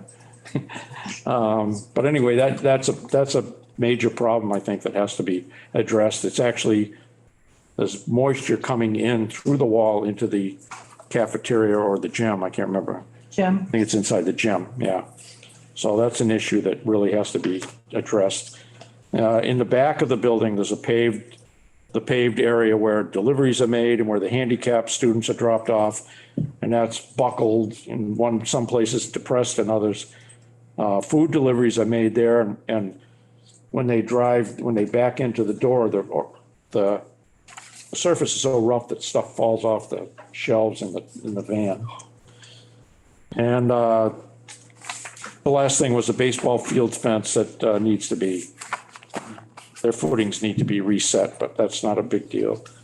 And then we showed them a few areas where the town and the district made improvements to the building, like the fire panel, new LED lighting in the gym and cafeteria, and the new flooring in the cafeteria and the kitchen. So there's some big problems there that, I'm glad we brought it to the attention of the select board because they like to know that stuff ahead of time.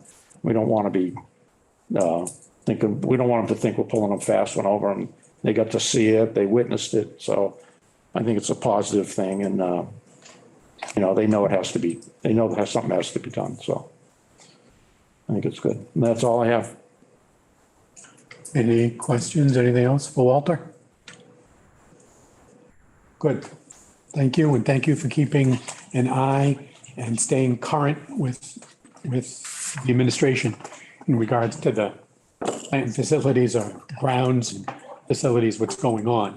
Buildings and grounds. Buildings and grounds. We'll keep that up.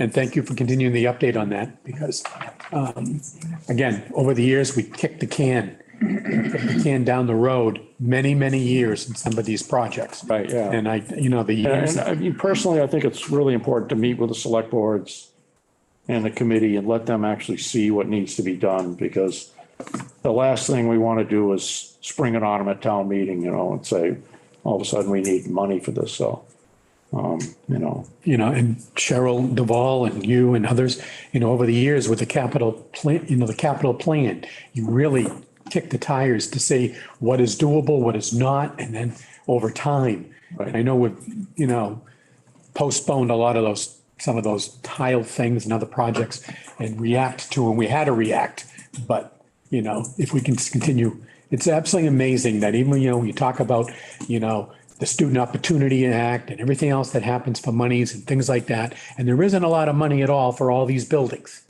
out there with these aging of schools. And then we all have to compete for X amount of dollars with, 1,000 schools. I don't know how many schools there are, Cheryl, in the Commonwealth. How would I know? I'm just asking. You didn't. All the numbers. Figured how many schools. person, How many schools? Put that in your.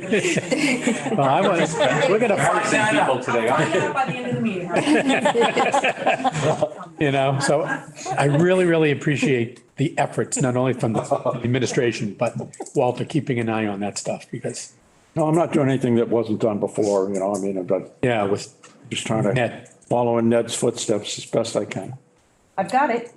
There are 641 high schools in Massachusetts, made up of 437 public schools and 204 private schools. Oh, it doesn't go any farther than that. 1,200. How many elementary schools? There are 1,950 elementary schools. 2,200 now we're Let me talking. do the math. Wow, see? Not even right. 375 districts. We need 300. Yeah. 351 towns. 351 towns. But. Yeah. Good. Thank you, Walter. Okay. A lot to cover on policy and review and reform.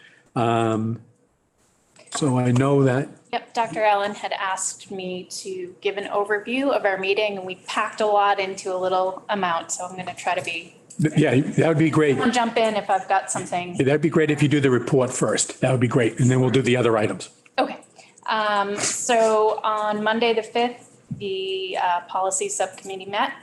The meeting started with an update titled Polar Park Manufacturing Mashup. It was a field trip to Polar Park in Worcester, and it was part of the School Innovation Pathways program. Shay Castriata, a student who took part in the trip, explained to us that this activity was a positive experience that provided a unique hands-on opportunity to learn about careers in STEAM. It also provided an excellent opportunity to network with others, especially in the field of technological innovation. And Quabbin sent 2 busloads of kids to do that.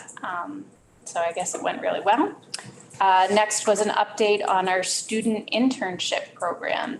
And Mr. Devine gave us an overview of our ever-expanding internship program and reiterated that internships are a great way to gain experience that can springboard students into a great career.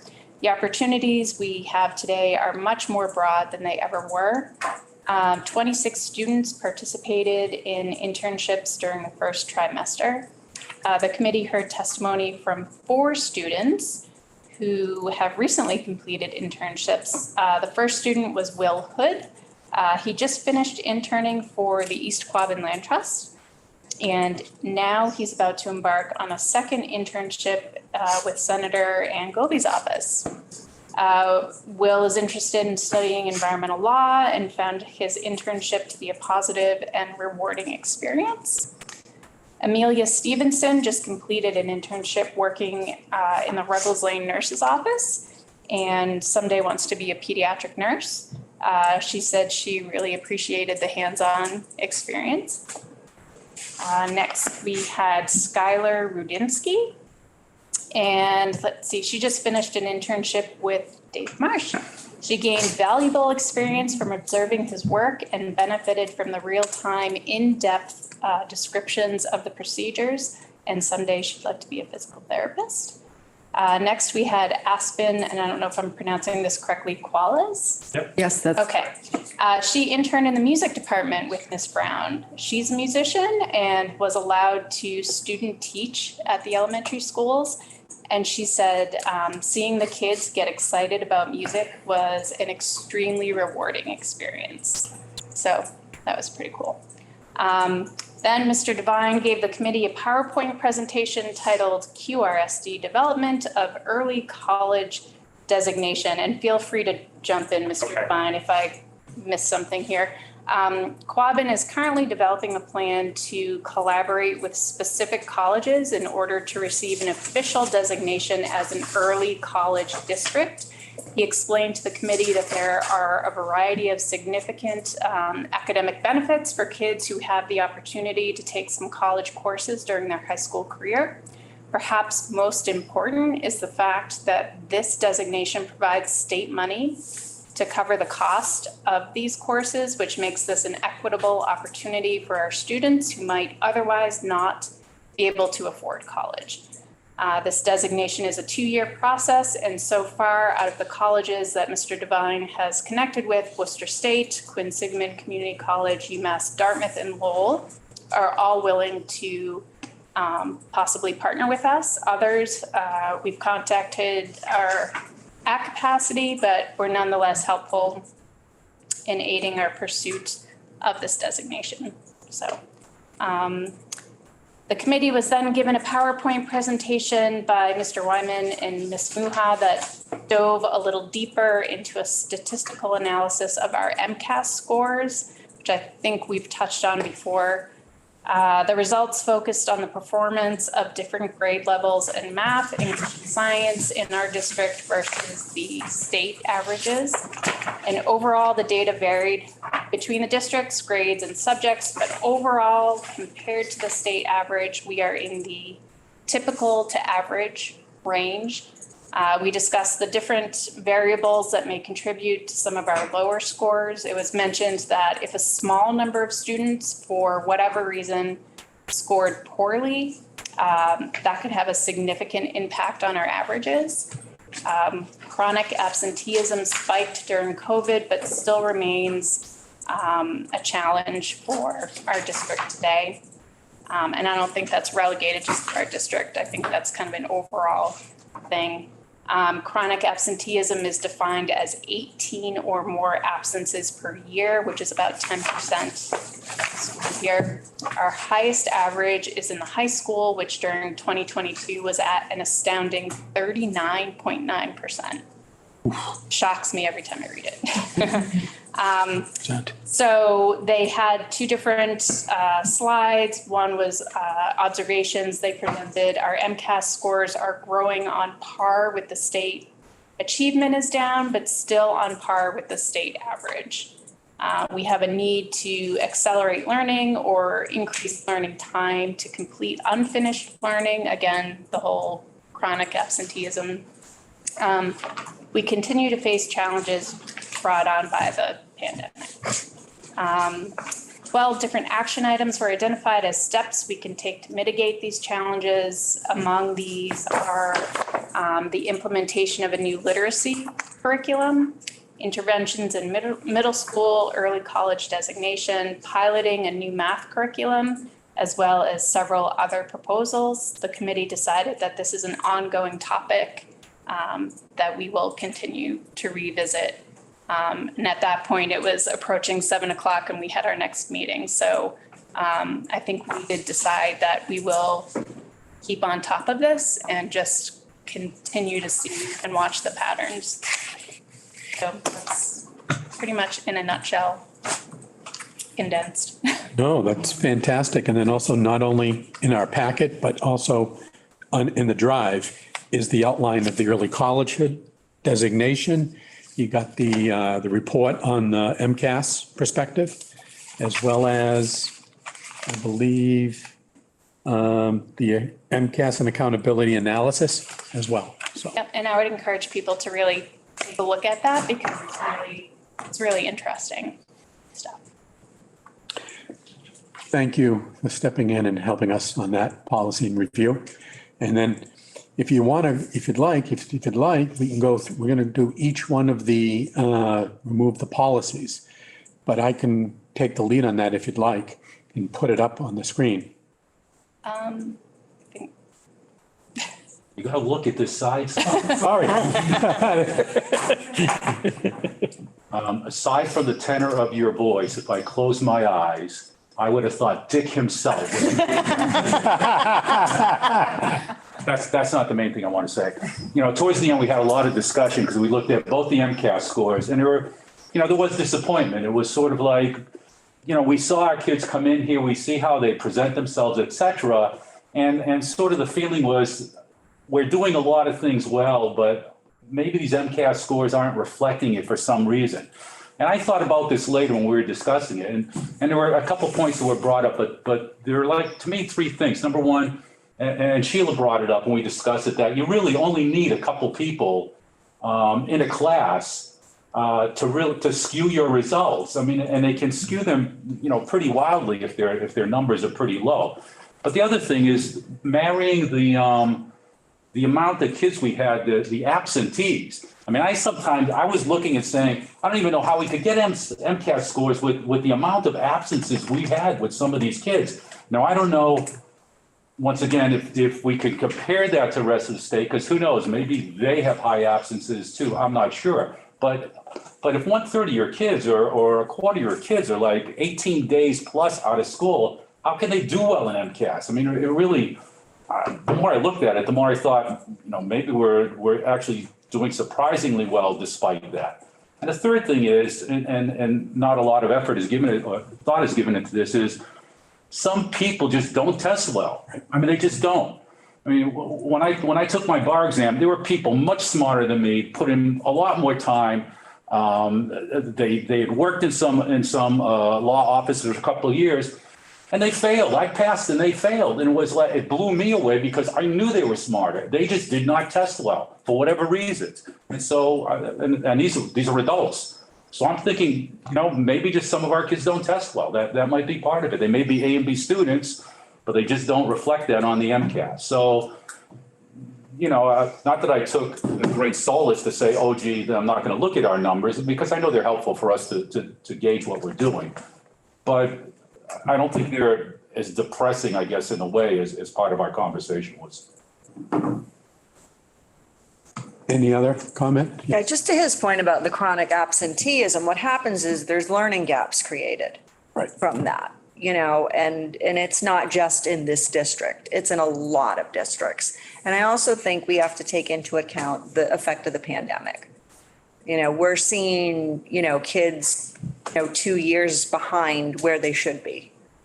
And MCAS typically tests kids, if it's a 5th grade test, they're really, those reading passages are more at like, a 5th grade would be at like a 6th, 7th grade level. So already, it's much more challenging for them to begin with, never mind chronic absenteeism and the effect of the pandemic and being behind, So again, I think you have to look at what literacy programs you have. I know Oxford adopted a great literacy program that is really,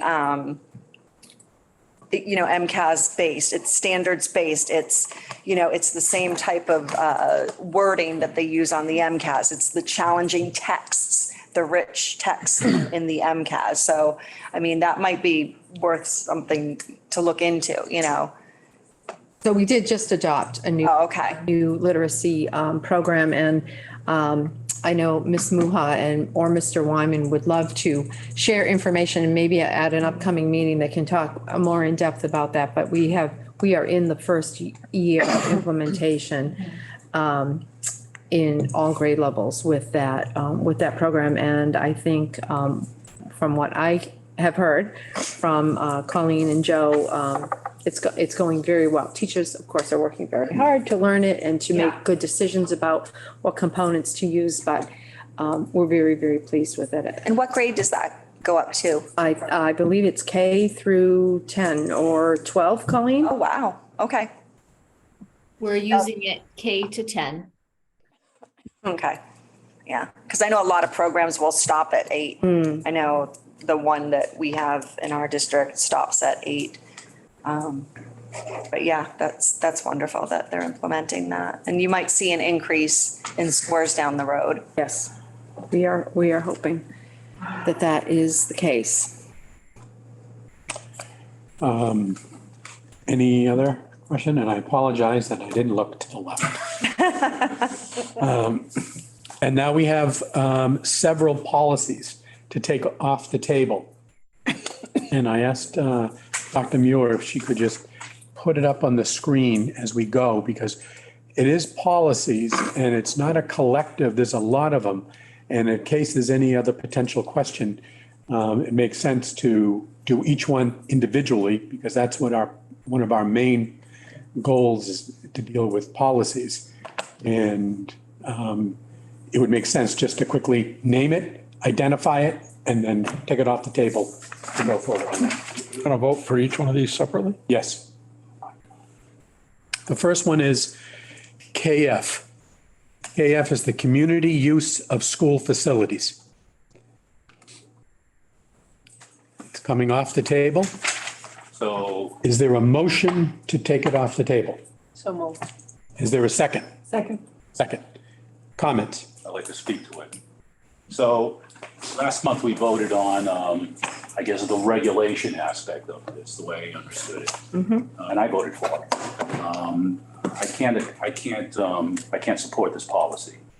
I think we're not, and we use language in here to say we're encouraging local use of the school facilities, but I think to make people get insurance in certain circumstances, we're actually discouraging that. Making them get insurance coverage. I come from a bias out of this. I've played ball in this district for 30 years, basketball.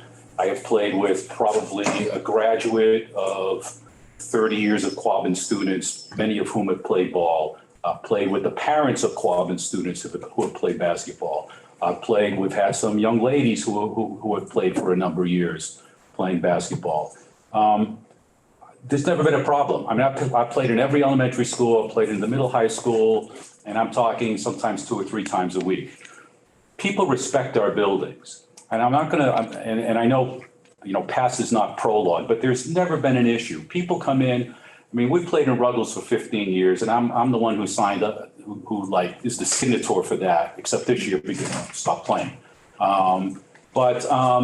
We come in, you look at what's going on, we'll sweep the floors because we know the custodians don't get to the gym till about 9 o'clock. We leave at 8:30 because we know that's the scheme they go according to, and they're happy with that. But we'll sweep the floors, we'll clean up what needs to be cleaned up. For years, Quabbin had this gym show, and it ran like February to March. And we'd come walking in, and there'd be mats all over the floor. There was a balance beam, there were parallel bars. They were all set up sometimes hodgepodge, but sometimes specific spots.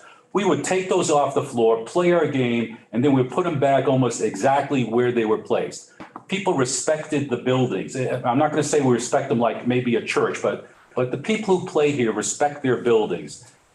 Have people gotten hurt? Sure, they've gotten hurt. I tore a rotator cuff flipping over somebody one year. So these things happen. Nobody blames the school. Nobody comes out and does that. And I understand, the whole system that was set up for insurance and all that. But to me, if somebody just wants to come in and play, I mean, in the wintertime, Christmas time, kids come home, they're in college, they've been our students. They'll call and say, hey, we got 2 or 3 of us that want to play, can we play this week or the next couple of weeks because we're going to be home for Christmas. And they play. They won't be able to do it now. They're not going to run out and get $1 million worth of insurance to play ball for 2 or 3 weeks. And these are our kids. I don't know, to me, I would think there must be a better way, at least for non-groups to come in. I would think that, we could have all kinds of insurance language on there if we wanted to. We could even state, I assure you that I have medical insurance, so if anything happens to me, I'm covered, et cetera. There could be language that would be put in so that if somebody wanted to play either a few days a week or a group wanted to come in, of, a number of seniors to play a Tuesday a week for the year, unless something was going on in school, that they could do that. People that play, it's a community. We recognize the potential hazards that can occur. And, when we just go about our business and I've met so many people in this area over 30 years that I never would have met if I didn't play basketball. In Quabbin. We assume the risk. We go in there and we assume the risk. And there were other things that we do in the district. I mean, I was at the spaghetti dinner tonight. I didn't have to write anything out to say I'm going to get $1 million insurance if I get a rock in my spaghetti or something like that.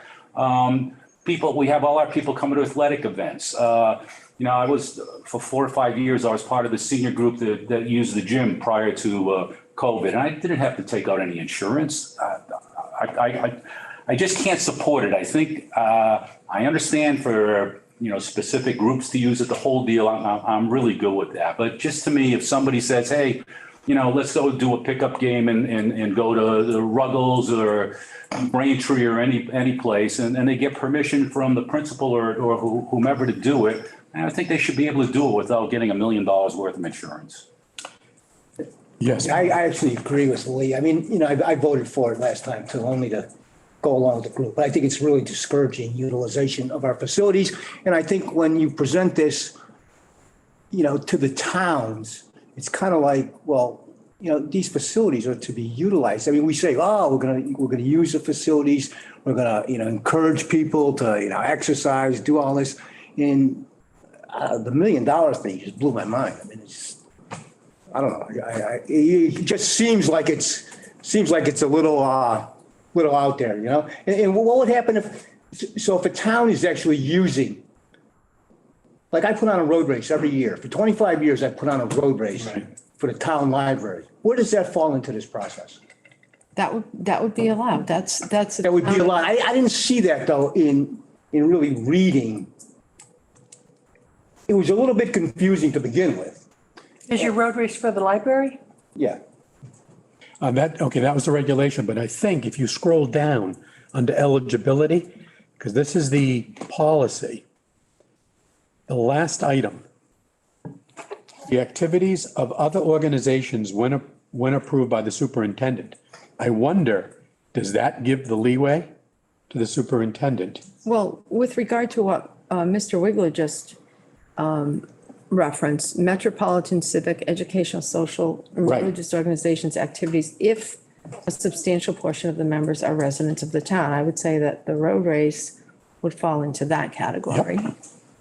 So why wouldn't that cover Lee's, a significant amount of folks from the town are using the facility? I mean, it's not like out of towners.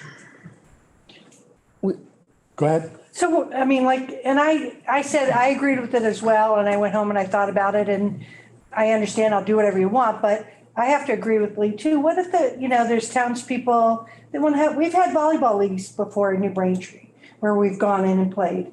And I know, like you say, somebody's going to get hurt, probably me, but people will get hurt.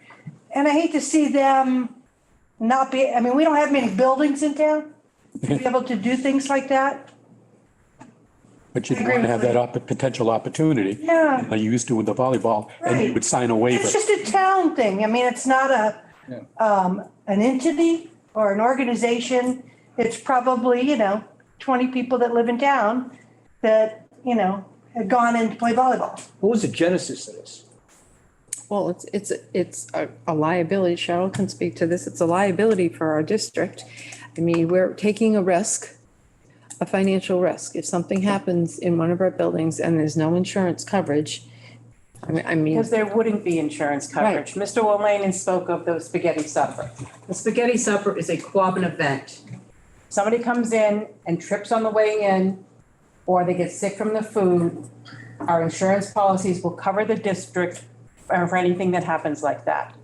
If it's not a co-op event, and it's Mr. Wolmanen and his friends playing basketball, or town members going in to play volleyball, and someone gets hurt, it's not going to be under our insurance. No, I understand. The insurance will not cover it. The school committee is not aware of every legal case we have. We have a case right now that is now with our insurance company because someone got hurt on our property.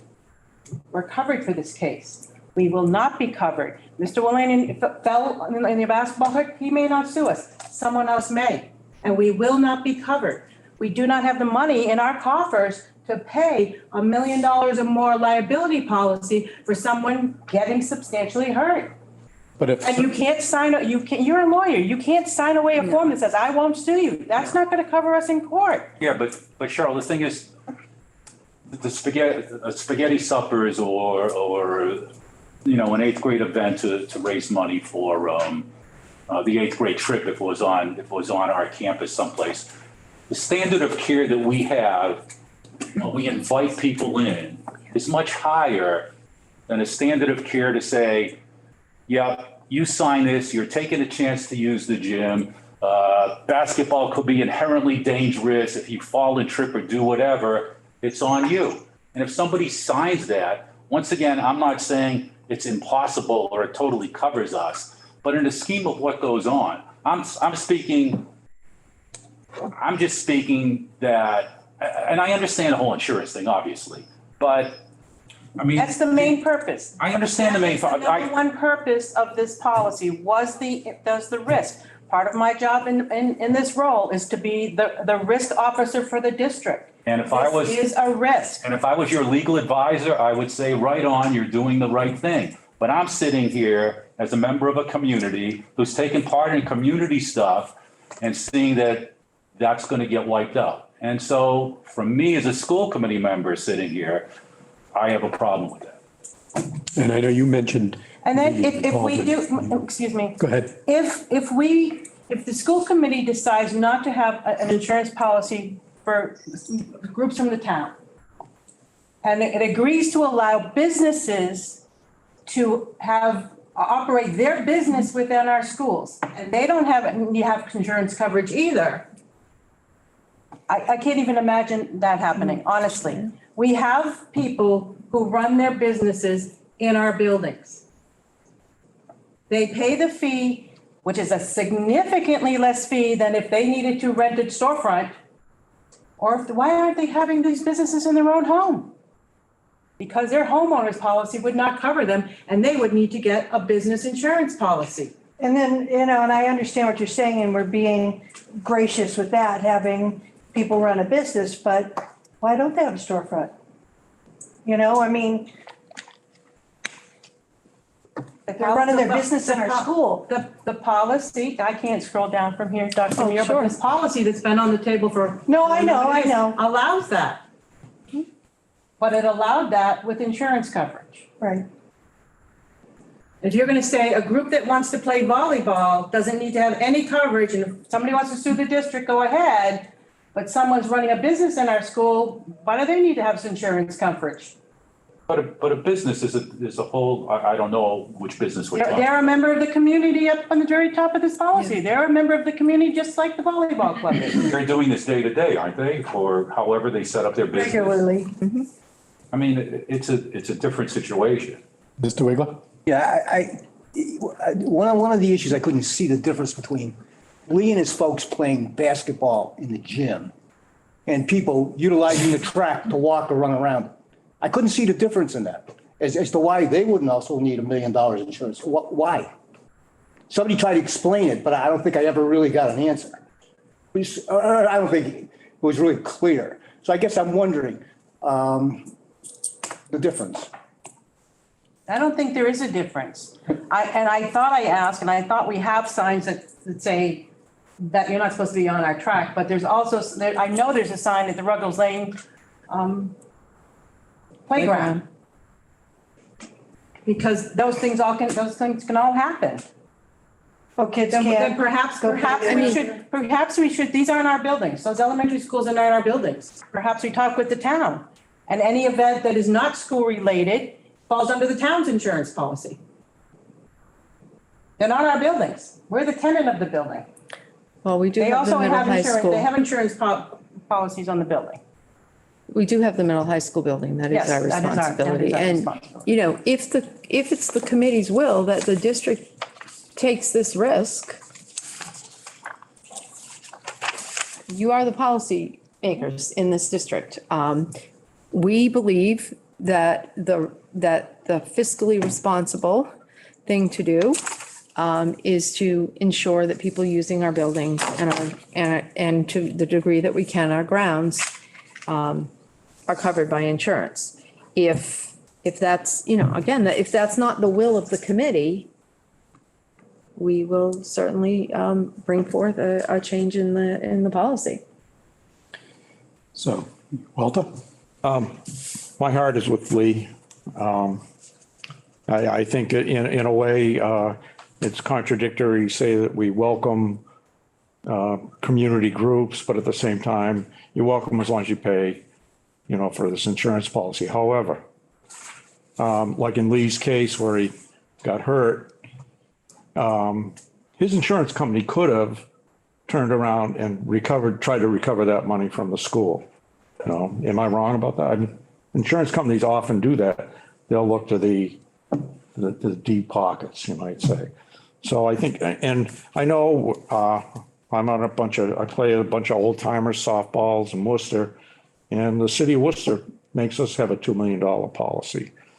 And so, you know, I mean, it's lousy, but I think it's kind of the reality, it's the world we live in. And, you know, Is there a way that the town totally get where you're coming from. have some sort of waiver or coverage for their people to use a building like that?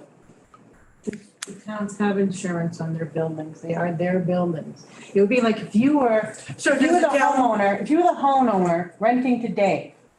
Dave has renter's insurance, but you have insurance on your property in case Dave gets hurt on your property.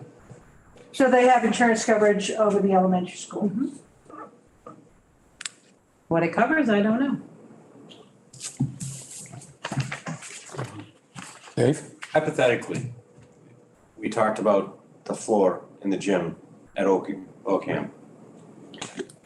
You're playing pickup basketball in the Ocam gym, somebody trips on that floor that's buckling.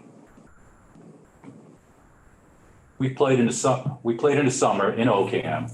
When you play in the summertime and it gets very warm, you get a sheen of moisture on that court because it's not a hardwood court. And we started to play, guys started falling down. 2 or 3 of us fell down. We said, okay, we can't play here. We went out and played, maybe we went to the North Brookfield outside basketball court that they have there outside the high school. But once again, you know, the guys policed themselves. Nobody was blaming the school. We know what happens there. We came out, we gave it our shot. It didn't work. And I understand what I've experienced and done doesn't mean somebody else is going to do the same thing. But based on my experience, the people in this district are pretty fastidious about just following, you know, basic goodness and appreciating that they can play indoors in the gym. Well, Boldy, not everybody is you. I know, I understand. Okay, we just need one person. We just need one person. Okay? I work in this field. Okay? I know for a fact that people will go and do it. All right? I have to support this. I have to support this because it only takes one person. And I'm very romantic about this. Unfortunately, I have to support this. Okay. Anybody else? I'm going to support it. And I have a question for Lee. How do you get into the schools, Lee? Excuse me? Do you have a key to get into the schools? I didn't have a key when I played in the middle school gym. I was given a pass for the high school gym because I was running the Sunday program. And I had a pass for Ruggles because I was running the Tuesday program there.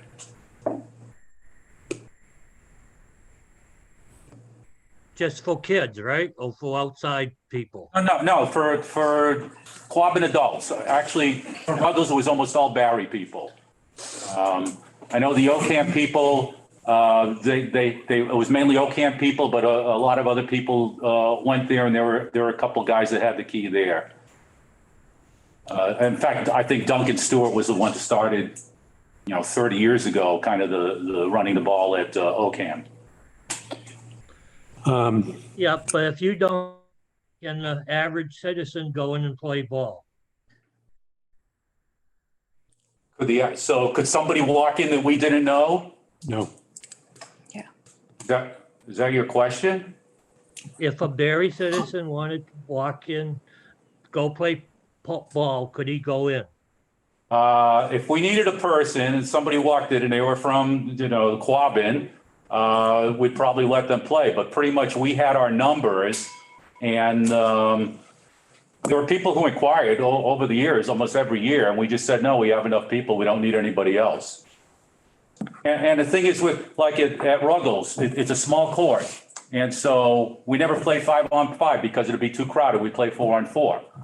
At the high school gym, obviously you play 5-on-5, and we had up to 20 people on Sundays waiting to play. Sometimes we ran 4 teams.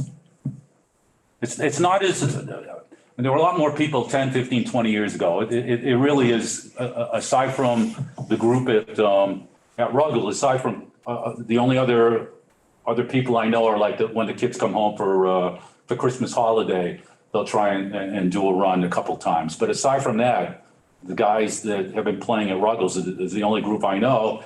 And pretty much you're talking 8 to 10 guys. Couple things. We know Kevin is the keeper of the record for anyone that wants to use any facility. That was part of the regulation of changing of the upkeep. So you know that. 2, there's more questions than answers with this policy as of right now. So if the committee, I think we need to hold this item on this particular policy and get further update and clarity, because I only want to know also about a waiver perspective. I understand the liability. I understand the decisions of what we are. And absolutely the superintendent and the business manager is doing their job for risk management. That is absolutely clear. That is absolutely. Because if something happens, they're going to come to us first and the superintendent. That's what they're going to do. Well, they'll go to the superintendent first, then us. We'll be named. So I think that we need a little further clarity on this just to follow up, because I want to know how many people potentially could be excluded. And then I'd like to know the pluses and minuses of what other opportunities might happen. You mentioned volleyball, mentioned Hubbardston, that type of thing. I think there's more questions that have arisen from this and not of exclusion. And I'd like to see what exclusions it might potentially lead towards, and any other further legal piece. I know we can't cover everything legally. And Mr. Marsh is right. There are people out there that act differently than any one of us sitting at this table from a legal point of view, a litigious point of view. And with buckling concrete or this and that, even adds more problems that we have. So I think go ahead. Yeah, if you don't mind. So this is a policy we're going to remove, right? Did we already pass the new policy? No, you did a regulation. The new policy is in place, right? This is what they're talking The about. new policy, we voted you approved the regulations, and the regulations is really where the information about the requirement to have the insurance is contained in the regulations. That's in force. That is currently enforced based on your vote at the last meeting. The policy that we had, our current policy, did not need to be changed for those regulations to be implemented. The changes to the policy are highlighted here in red. They're relatively insignificant. It's the change in the wording from the superintendent or designee and where the applications are available on the website. So the changes to the policy are only what you see in red here. What was voted were the regulations, and that was approved at the committee meeting last month. So I think we need clarification as to going forward. The regulations have been voted. Can also reconsider too down the road. Well, but if the regulations are in place, then you can follow the regulations, right? They are the Somebody regulations. comes in next week and says, I belong to, Mary Jane League, and I want to have my girls play basketball, if possible, for a month at the middle high school. You will say, okay, here's our regulations. You're going to have to pay, for the custodial staff or this and that, right? That's in place. And you must have an insurance policy. Right, no, I know that, but that's all in place. Yes, Yeah. sir. Right, so. I do want to point out, though, and Just Bennett just today replaced the old documents on the website to the new ones. The insurance was mandated prior to the regulation document that we presented to you last week. The insurance it didn't change. The regulations, those old documents included the requirement for insurance. What we did was, it wasn't clear. Those documents that were on our old calendar where people went to apply were not clear. We redrafted a procedure that we call regulations when they're assigned to a policy. We just cleaned it up, I think, and made it, streamlined it. But the insurance regulations were always part of outside agencies and businesses using our schools. We just never enforced it. We enforced it. No, but I'm saying, We- like we- entities that were able to play basketball. Right. Or, Yes. right? Yeah, it was not enforced it for those groups. but for others. Inconsistently enforced. But it wasn't new. That is not new.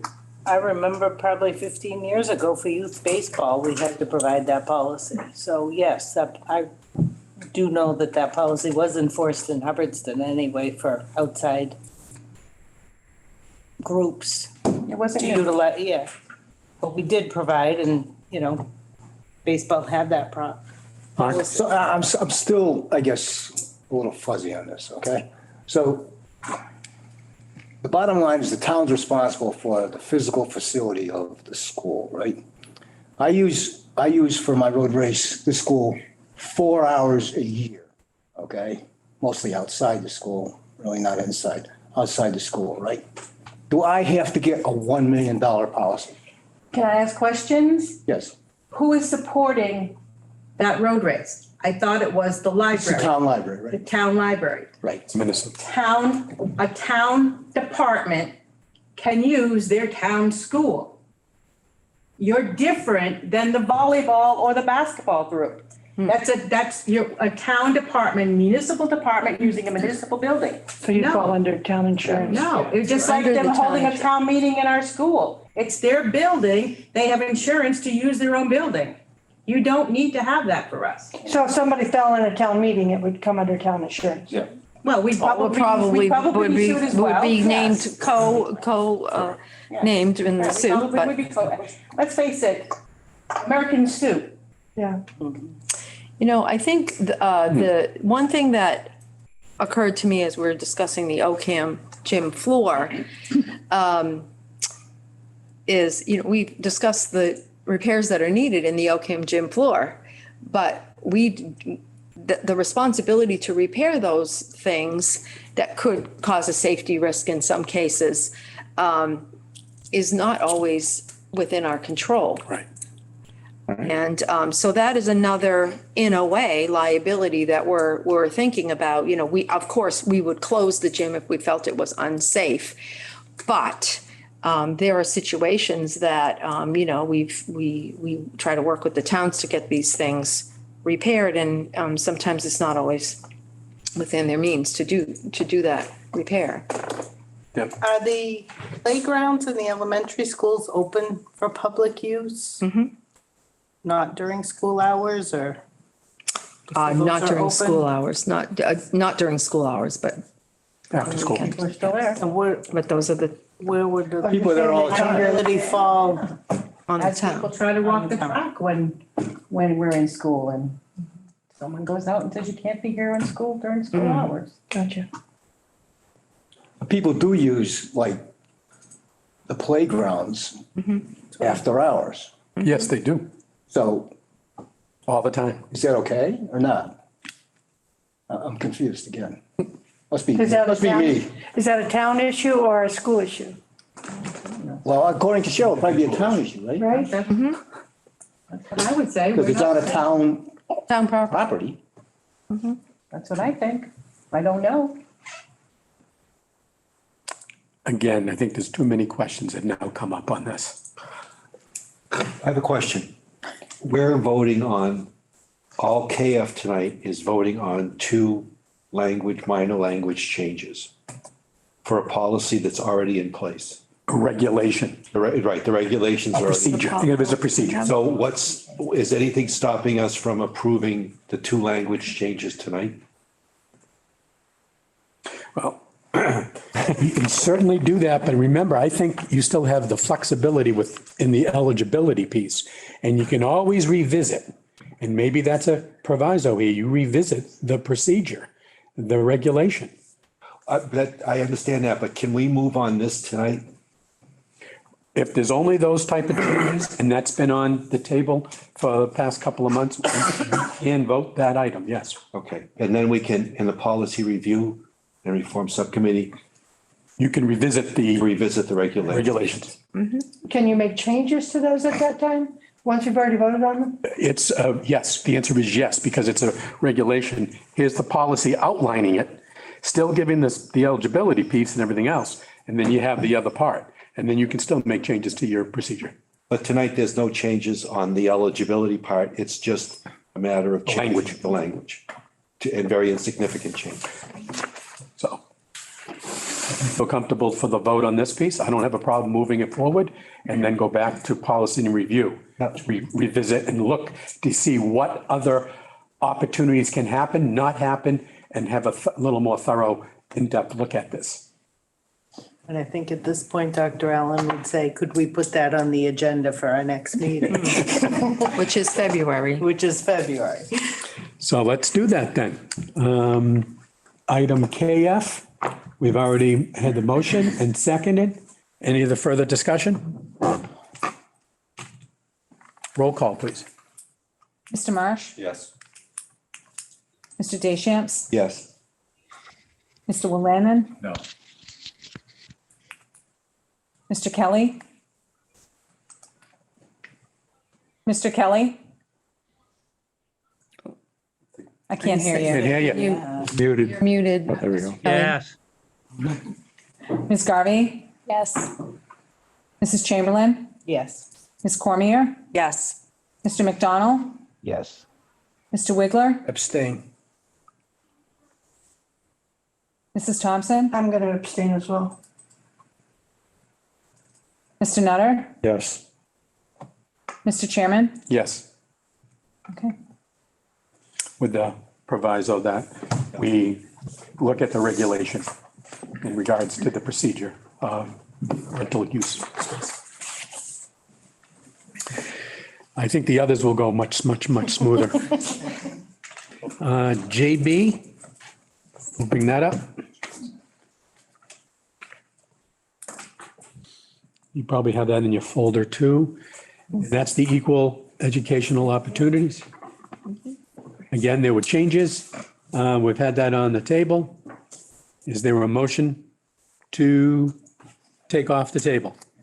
Folks who are if you're looking for that in the drive, it's in the folder that is labeled special education policies or something like that. It's special. Audit, Yeah. special education audit policies. Okay, I got that.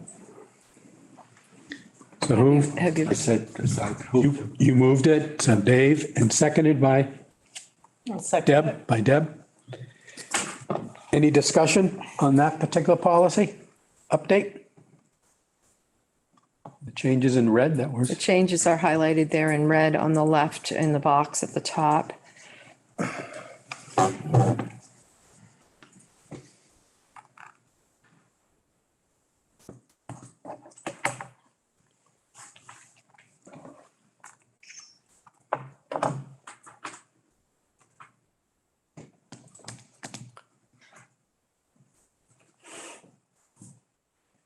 okay, no other further questions? Roll call? Mr. Marsh? Yes. Mr. Deschamps? Yes. Mr. Willannon? Yes. Mr. Kelly? Yes. Ms. Garvey? Yes. Mrs. Chamberlain? Yes. Ms. Cormier? Yes. Mr. McDonald? Yes. Mr. Wiggler? Yes. Mrs. Thompson? Yes. Mr. Nutter? Yes. Mr. Chairman? Yes. JF E-1. JF E2. School admissions, That's E1. it's E1, okay, E1. These again, changes, just really minor wording. Minor, right, minor words, we had that looked at. Is there a motion to take off table? So moved. Ed, Second. Walter, seconded. Yes, I have a question. Is it possible, Mr. Chairman, that once it's motioned and seconded and either comments or no comments, could you inquire if anybody is opposed to it, that we don't have to go through everybody's name, single vote every time for these? we could do that. Okay. I think we could. I want to make sure of that because, again, on policies, we really should have them by themselves, standalones, not all collective to be voted on. But if there's nobody opposes, we could hold that off and do that at the end. Is that what you're saying? I think he was on each policy, Mr. Elena. I mean, you stated we have to do each one. I appreciate that. But instead of going through everybody, just say, Yeah. anybody opposed to this, no, then it's Okay, I got you, it's a consensus. Still mark it down. I got it who as said yes. And who said Right. no. Thank you. It's just not Thank a you. roll call. information. I like that. Okay. Mm-hmm. So So on JFE1, motion was So moved moved. Made and seconded. and seconded. Any opposition? No, okay. Let's go to JFE2. So moved. Second. On school admissions, okay. Any further comment? Are the adjustments made there? You can see them in the top left as well as you had time to review them. Anyone opposed? Unanimous? IC-ICA slash. So moved. Second. Bring up the name. Oh, school year, school calendar. School year, school calendar. We know how that process works. It's all outlined. There's only one change. So moved and seconded. Any comment? A second? Second. Deb? That had already. Anyone opposed? ICICA? Yep. That had already been, Ned had motioned and Lee had already seconded. Okay, good. Anyone opposed? Unanimous? AC? So moved. Oh, where's AC? It's Second. not in this. It's not in sequence. We're out of sequence, Mr. Mullane and Mr. Brophy, excuse me. No problem, no problem. AC is not. We'll get through this Where's quickly. AC? Okay, A couple down. all right, AC, non-discrimination. Non-discrimination and harassment. We've updated that several times over the past couple of years, but there's only a one update. So moved. And second? Okay, Peggy? No further, any comments? Anyone opposed? JJ-E. So moved. Second. Second, beautiful. Co-curricular and extracurricular. Co-curricular and Extracurricular. extracurricular activities. Thank You you. can see it here as I scroll. No further comments, questions? Anyone opposed? Unanimous. And DA? So moved. Okay, I have to go into another folder to pull that up, so just give me a moment, No problem. if you will.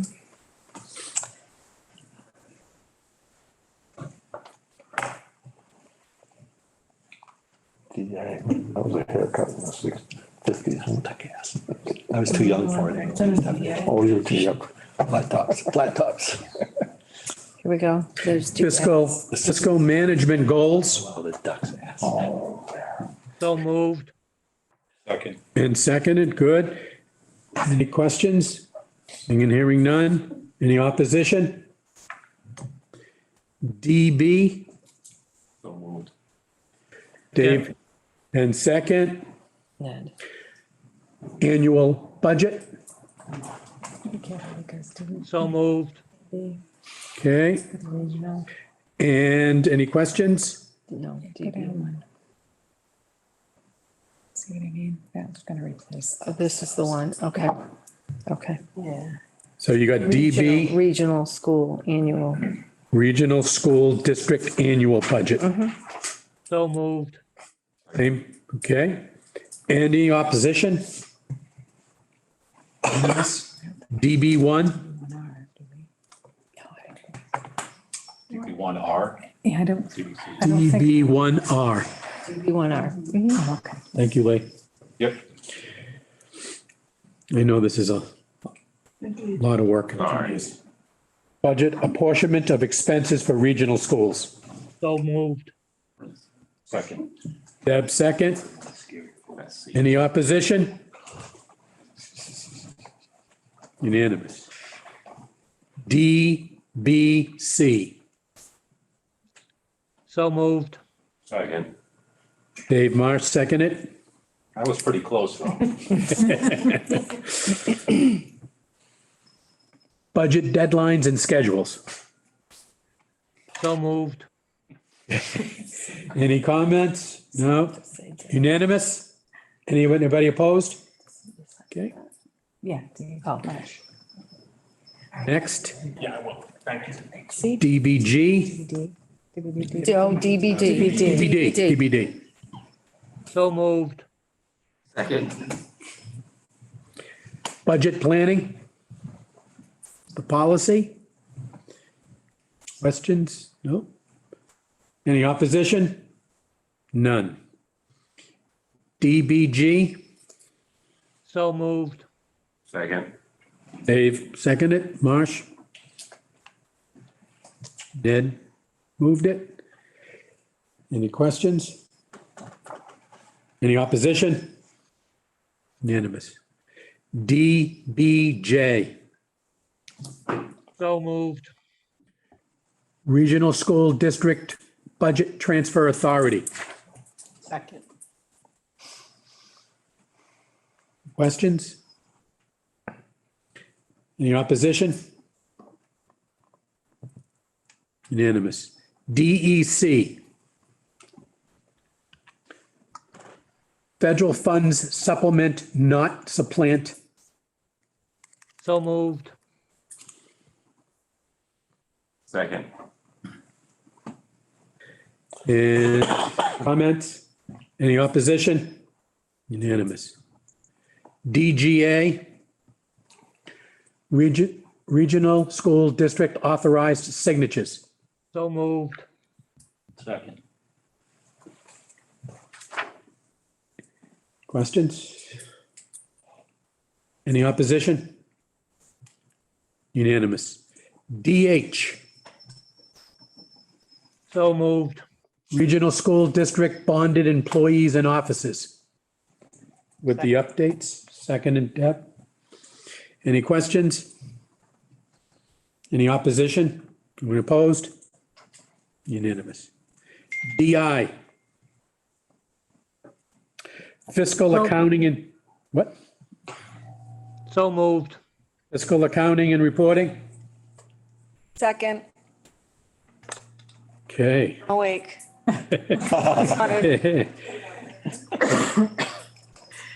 Any questions? Any opposition? Anyone opposed? Unanimous. DIE? I'm done. Regional School District Audits. Keep going, Ned. Okay. Any So questions? Second. Beautiful. Any opposition? No one opposed? Unanimous. DJ. It's only 5 more. Purchasing. Thank God. Purchasing. Well, look at all the ones they put on. So DJ, moved. second. Deb, Second. any questions? Anyone opposed? Unanimous. DJA. Purchasing So moved. Authority. So moved. Second. Second, Deb, any questions? Any opposition? Unanimous. DJE. So moved. Procurement requirements. Second. Dave Marsh, seconded. Any questions? Seeing and hearing none. Anyone opposed? Unanimous. DK. Regional School District Payment Procedures.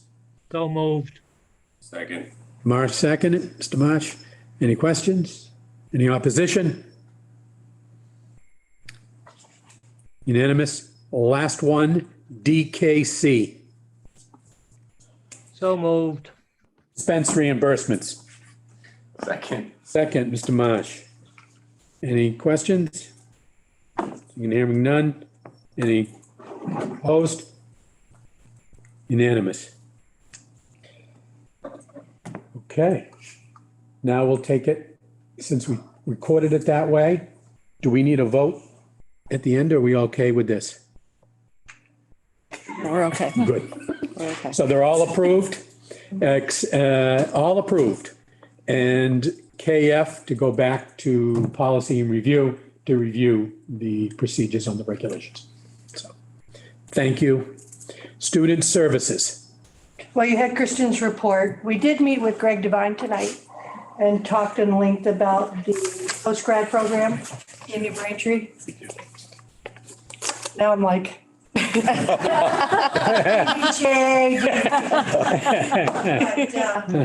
talked about the K idea. I know, yeah. Good things are happening. Ideas, I like that one. The kids are going out into the community and doing work. Some have work, one young lady's working at a restaurant in Barry. Someone is working at the lumber yard in Barry. They are making a lot of new friends in New Braintree, I guess. That would be the right, adjective to say, but with things going on, they're talking about some new endeavors, very new endeavors. Possibly a store, correct? Correct. I don't want to say too much because I know it's very new and fresh, so I'll wait till you bring your ideas forward, in the future, but it's working. It's working, I think the community is accepting what's going on there, and the kids seem very happy to be there. So that's a good thing. Good. So kind of a question to anybody involved. So I know it's probably early in the time frame, maybe 3 or 4 months, but do we see a change in, essentially social emotional aspect from when they were in the high school building to? Oh, absolutely. Yeah. Yeah, the biggest change for them is they feel independent. They feel, these kids are between 18 and 22 years old. So we have, a couple kids that are in their, 20, 21 years old. And the fact that they are in a place that's different from the high school, middle school makes them feel like they have their own place, that they're done with high school and they're moving on to do transition programming to get them ready to go into the workforce. And they're dealt with more like adults and more like an adult education in that, in a loose way. And so they feel like they have a lot more ownership of what's happening because they're in their place. It's been really a wonderful thing to watch those kids do that and feel like they have a home there. Greg, I had one more question that I didn't ask tonight. When the kids are there in the building, like you said, like on Mondays, yeah. Is lunch brought to them? No. They bring their own lunch from home? Okay. Yep. Thank you for the update. I think there'll be more to come. Absolutely. Technology. No update tonight.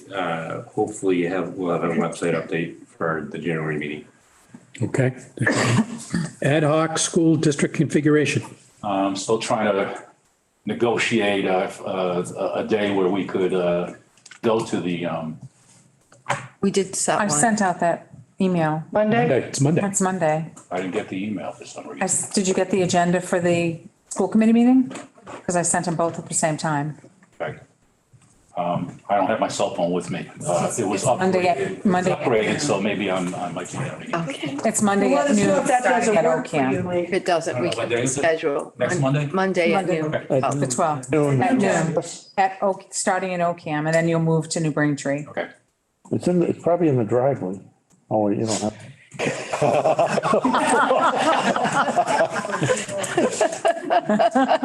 have to go searching for something I don't have. Okay. Thanks. So stay tuned for that. Unfinished business, we have none. Is there anybody for public comment?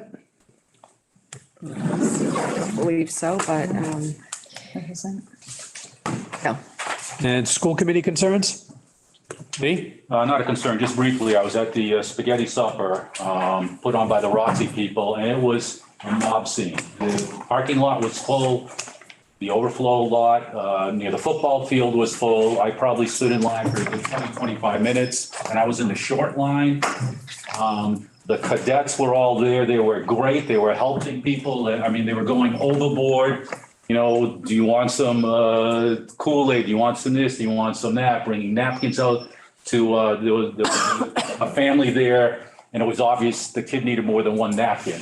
And somebody saw that and they brought some extra napkins out. I mean, these cadets were great. So really, I mean, as a fundraiser, I think, at least from what I saw, it was probably tremendously successful. And there were a lot of students there too, aside from the cadets. So I think it was really a great thing. And a long time since we've been able to have that event take place. So long overdue. Good. Yeah. Walter. I went to the inspection thing, and I've gone to it a few times, and those kids are great. They're really, those drill teams are all right in step and everything. So it's really impressive, and they got a good award like they always do. So that was pretty impressive. The other thing I wanted to mention was I had a little plumbing problem in my house last week. And so I called the plumber that I use, and this kid comes to the door. It looks like he's 15, you know. So anyway, he comes in and he fixes it, you know, and he gets done. He hands me the bill. And after I got over the shock, I kind of asked him, I said, you know, you're kind of young. How did you get into plumbing, you know? And he said, well, his name's Brandon Clark. He's from Hubbardston. And he went to Quabbin through middle school. Then he went to Monty Tech. And now he works with this guy named Micah Balduke. And I think they're in Gardner. And who's also a Monty Tech graduate. And he goes to Monty Tech. That's where he gets his helpers. So they have a 2-shop business. And they charge $200 an hour. So I mean, I know this kid's not getting $200, but you know, I'm sure he's making a living wage. And so it's kind of a success story. And I know he didn't graduate from Quabbin, but still, you know, he was a Quabbin kid to me. So it was pretty impressive. Nice. And he did a great job. That's the key thing, right? Dave, the 8th graders provoked a memory for me. A couple of days ago, I was asked to participate in a process with a Eagle Scout candidate for the local scout troop who needed to interview an official in the community who has the capacity to solve problems. So anyways, so I spent some time with him. He's a senior at the high school, and he couldn't quite figure out what I did, but then he got a feel for it. So I was kind of doing the interview you do with the kids that are here, and try to draw him out a little bit, because the only bubble I could get out of him, the only excitement in his eyes was when I brought up Washington. Must have gone in 18, I think. Anyways, but he couldn't remember anybody that was there, or none of his. But anyways, he brought up SE and the social emotional learning, and I said, explain it to me. What's going on? Well, we do it on Wednesdays, and it's a class, and I'm not sure what it's all about, and I don't discriminate against people, and I don't understand it. The younger kids need it, not me. So listening tonight and listening to the kids say it's beneficial for the younger kids. But what I tried to do, I tried to turn it on to him, and I said, you're an Eagle Scout candidate, and you are participating in that, if you don't know it or not, by being a leader in your group with school climate. And he was looking at me like, what are you talking about? I said, your presence and your example. And he finally came around to it. It was interesting to see somebody at the tail end of it who was getting it for the first time, who was very comfortable with what he's been doing. But to hear the 8th graders talk tonight about it's good that people are becoming aware. And I mentioned to him that it's not just the students that are supposed to be implementing that it's the adults in the building as well, so that his expectation of the adults should be the same as they have for him. But it was interesting that he was at the other end of it, he's got his 1 foot out the door kind of thing, and he's ready to go. But there tonight I thought that was really touching that they said what they did. So who was the official he was going to talk to? He tried me. I don't know how successful I was. I thought he was going to you for a reference or something. Peg and then Dave Marsh. Do you have to add him? Yes, I'm going to add to him. Okay. Oh, you want to add to him? The funny thing you say about the young man who said that it's geared towards the 7th and 8th graders. I have a young lady who lives in my house who said the same thing. Oh. But on the same instance, I think that we have a new principal and who is trying to breed the younger kids into that. I think our older kids need to understand that we've got to bridge a change. They're not used to this change. This is a whole new system. It is good for the 7th and 8th graders because they're not used to this. Yeah. Well, his other complaint was like, I can't go here to get extra help, or I can't go here on Wednesdays. I said, how many days a week do you do this? Oh, I do it on Wednesday. Well, you've got 4 other days to plan. But on the same instance, they're not used to that. They're used to going wherever they need help to get help. And I'm trying to tell this young lady who is excelling very much in her studies that 1 day a week is okay. So he's not alone. I can just add a little context around the SEL work that we've been doing. We really we adopted a platform which is called Ripple Effects, which is a curriculum, and we're using it in grades 6 through 12. But we really it is not perfect. And we continue to get, and we have a flex block committee of teachers and administrators and a social emotional learning committee that is led by Colleen. And we are taking feedback from the teachers on every lesson, and also getting feedback from students. And so we are just in the early stages of using this, and it certainly is something that we see great benefits, but also some drawbacks too. And so we've already started to make some changes in response to that feedback. So it'll be interesting to see how it